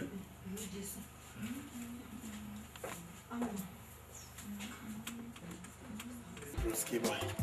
Avec compandinaya. Il vient pour lutter compandinaya. Et que les tiens viennent réagir by the anointing. Oh yo, qui est gabro. So, et tiens bien bien compandinaya. Et que nous réagir. Il vient wa venir Jésus. Il vient wa venir Jésus. Il vient wa venir Jésus. Il vient wa venir Jésus.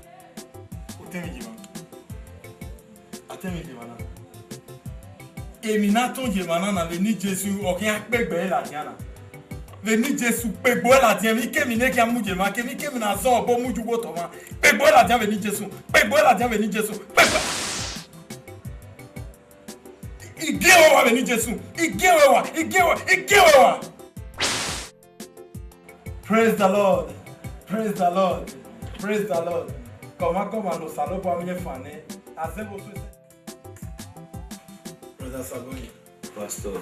Wakaka bok mo sa ye dag mo e ki egbe we. Pastor. E yo paro no sa setting o. E bi no ti asie ologo makege ni ade. E o tun no ke mechanic workshop. Jesus. Uji.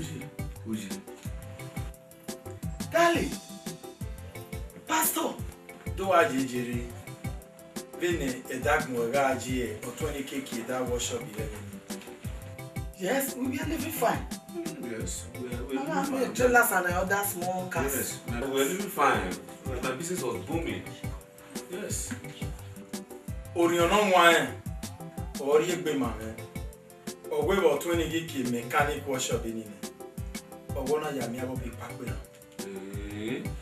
Kwa ye ge mi oparo ni so no wan fo gbe. Esu na ribata no ma. O kia do ribata ni gbiri gbe. O no fi wan we ni. Ogi sie na mi akiagi wale mi bo 20. Iye mo mi kun awe. Ve no 20 ana to azigo ni nyawe. Zigo ni lelo. O sie no logo ma ga jike. We akpomosa. Osamu we mi we fan e be popo yin aya. Praise the Lord. Pastor, lao, why you lelo ri ma? Wa de go boy. Beni Jesu. Baba ma pon won ma ro. Ma pon won be dagbon ewo Osabuohien re ko. Baba ni aga yen wo gogo la yan wo. Baba di ogogo ni fo. Baba ga sun yan kan be no be pasu. Beni Jesu Christina. Oma abe the church and say something pastor.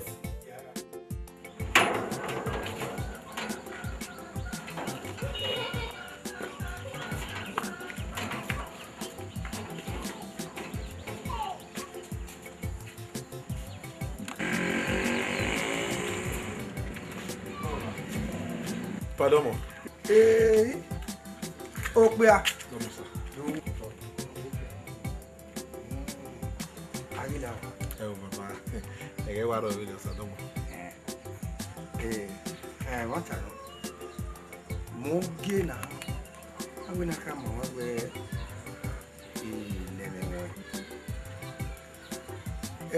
ya you where could be over 2 years ago, you know, so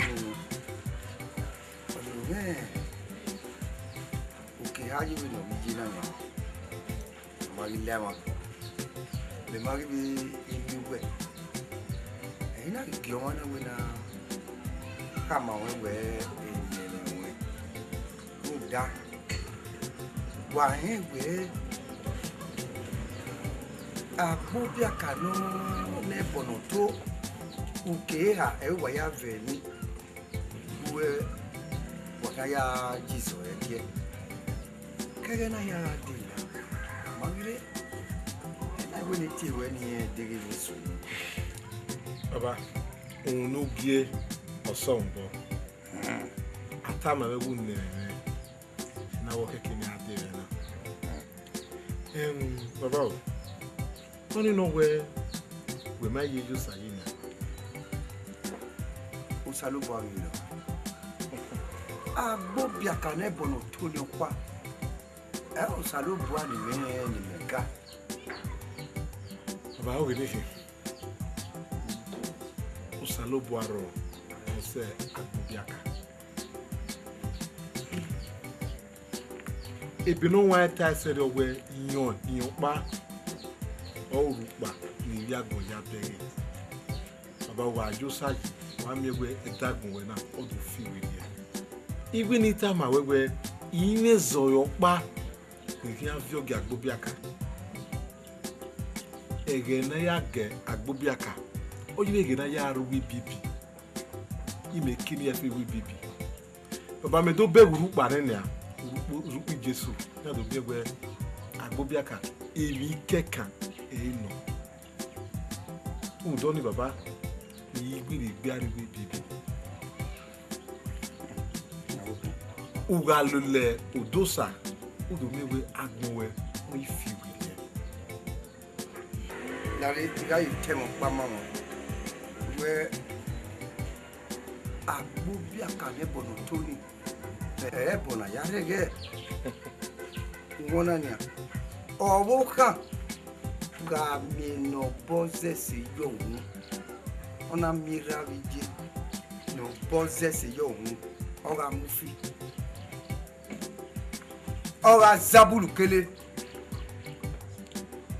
bona ya rege nda wewe amade giaza abiri yaza we to kubwe mwewe eluwe fe agbobia kanwe bono tuwe ukea okeke nya diso kome obiega kere me maya mi we adinana mali we diso ani we beno li aje ya ye me li ma ka ma we ma wa mi gbe wo wa be agbobia kanwe bono tuwe Baba umaye we no kiata you know we no kiata na relating the service in the church. That's it. Wewe iwe ni hama won ma wo wa megbe wo o wa gbo bia kare bono to megbe wo Baba iya ikaka ma ba we etin opero no setting san ile zoiro pade kare gagbo bi aka we ni David afia baba ki efia ma wo wa megbe wo o wa gbo bi aka re bono to megbe wo wa ye wa son wa mi na mi wa son wa we mi wa bi eri ore eke ya fe nuri ala o ki mi na mi agbo bi aka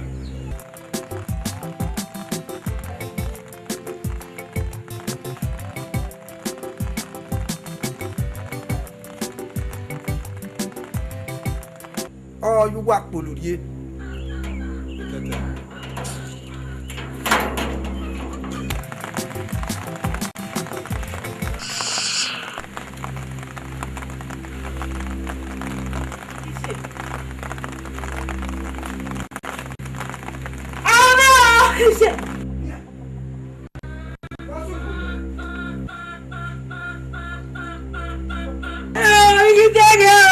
Fucking. Let me take it. You got quite big. Oh, beg you. You want to go?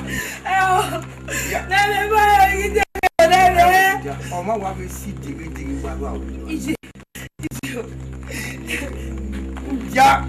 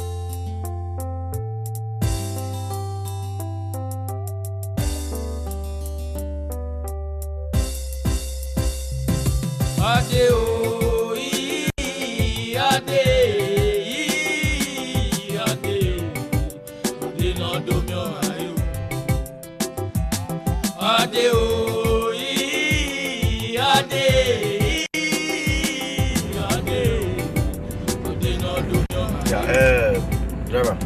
Yes. Yeah, we will tell you, Mari, it's a very nice hotel. Very good. You tell me what I like it.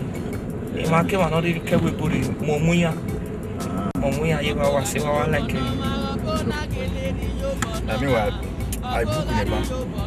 I'm not here. That one quite good. Okay, sir. You want me? Go back you back with any cat. The hotel. So we go back to the airport because first thing tomorrow morning, first flight here in that airport.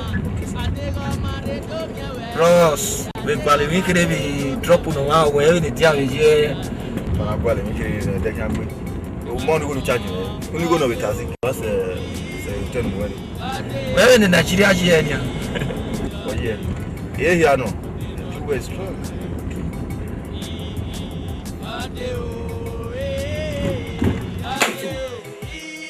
The waiters give me after 47 years,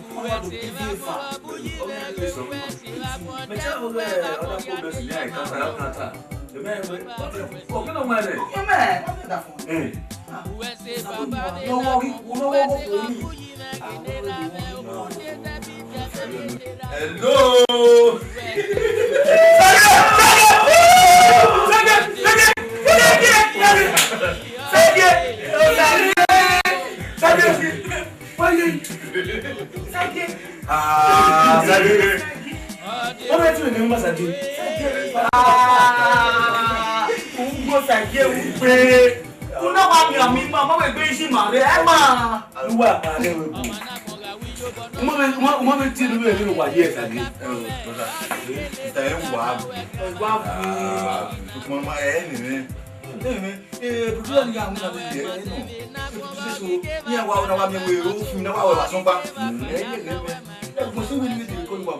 I'm switch off network busy. Network ma.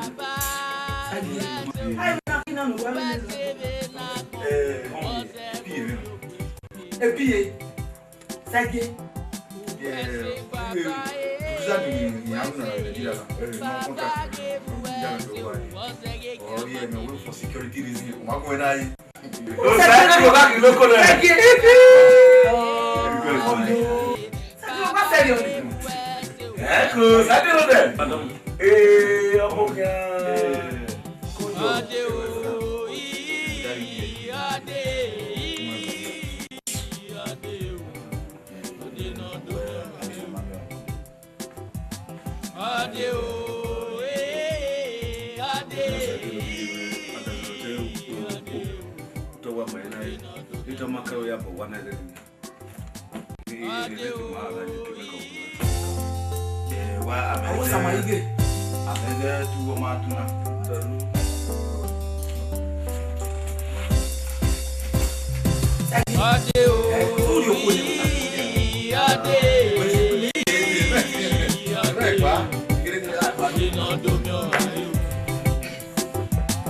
Ade o, ade,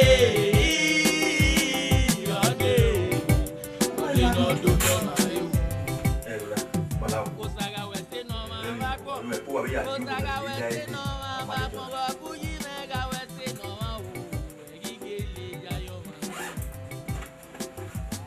$10 million.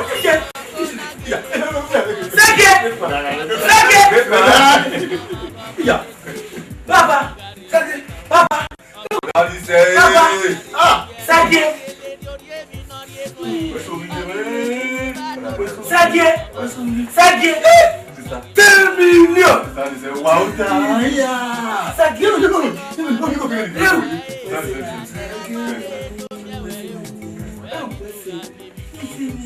Mama, eu por aí que ela consegue. O Seco. Já. O Seco.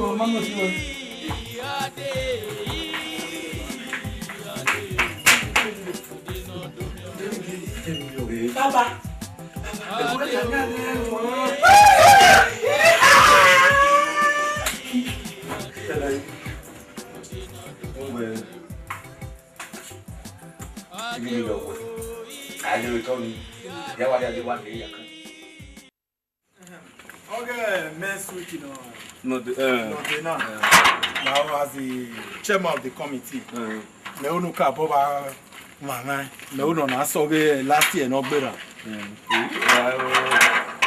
Pastor, the problem is that Me ba we me no we awu. O ji me ja ju we with chairman. Pastor, go body. What do you want? What do you want? Nu ko kan do, o kan do wa.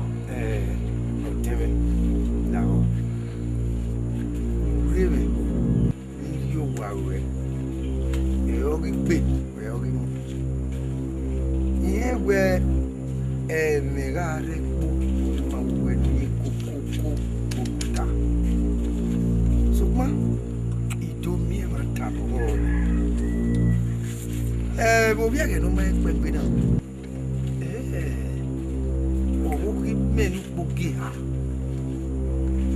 Not to Aka where any make I woo where we know it parway.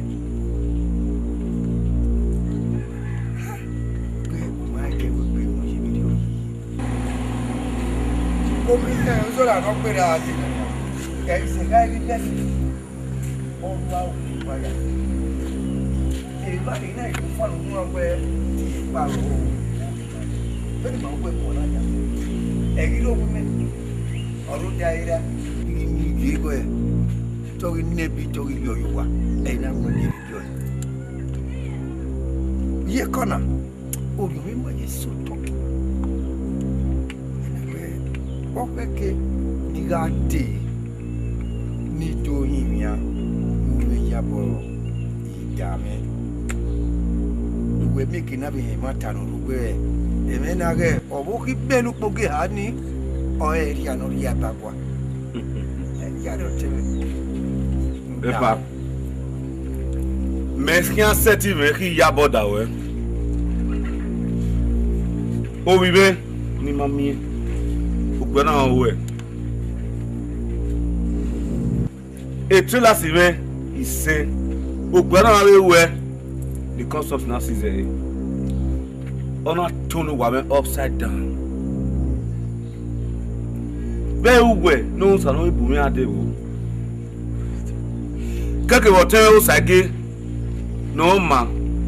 No way we live in Senigeri. Men, at the hotel book. On a kino ite utowa. Where hotel sage. Epa, very good now. See what you mean. Now, you can't see a boy. By your very. By your very. Mejaboda. Osabuohien magame ijaboda koma no wa baby kudama. Beni no sana seti be jabima. E ogwo ojare dojunu e kana. Obe ta seri oge okuno mo oge bagweni. Agworu audio gwaja. We are going to work me and a book where gassetting. O sack me nano when I also soon it be nani talk me na fool. My meeting be money my non judge.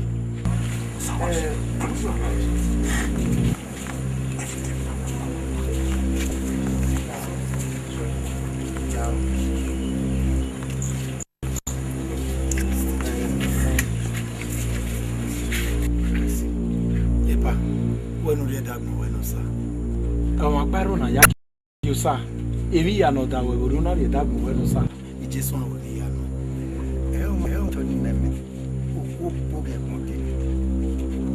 Praise the Lord.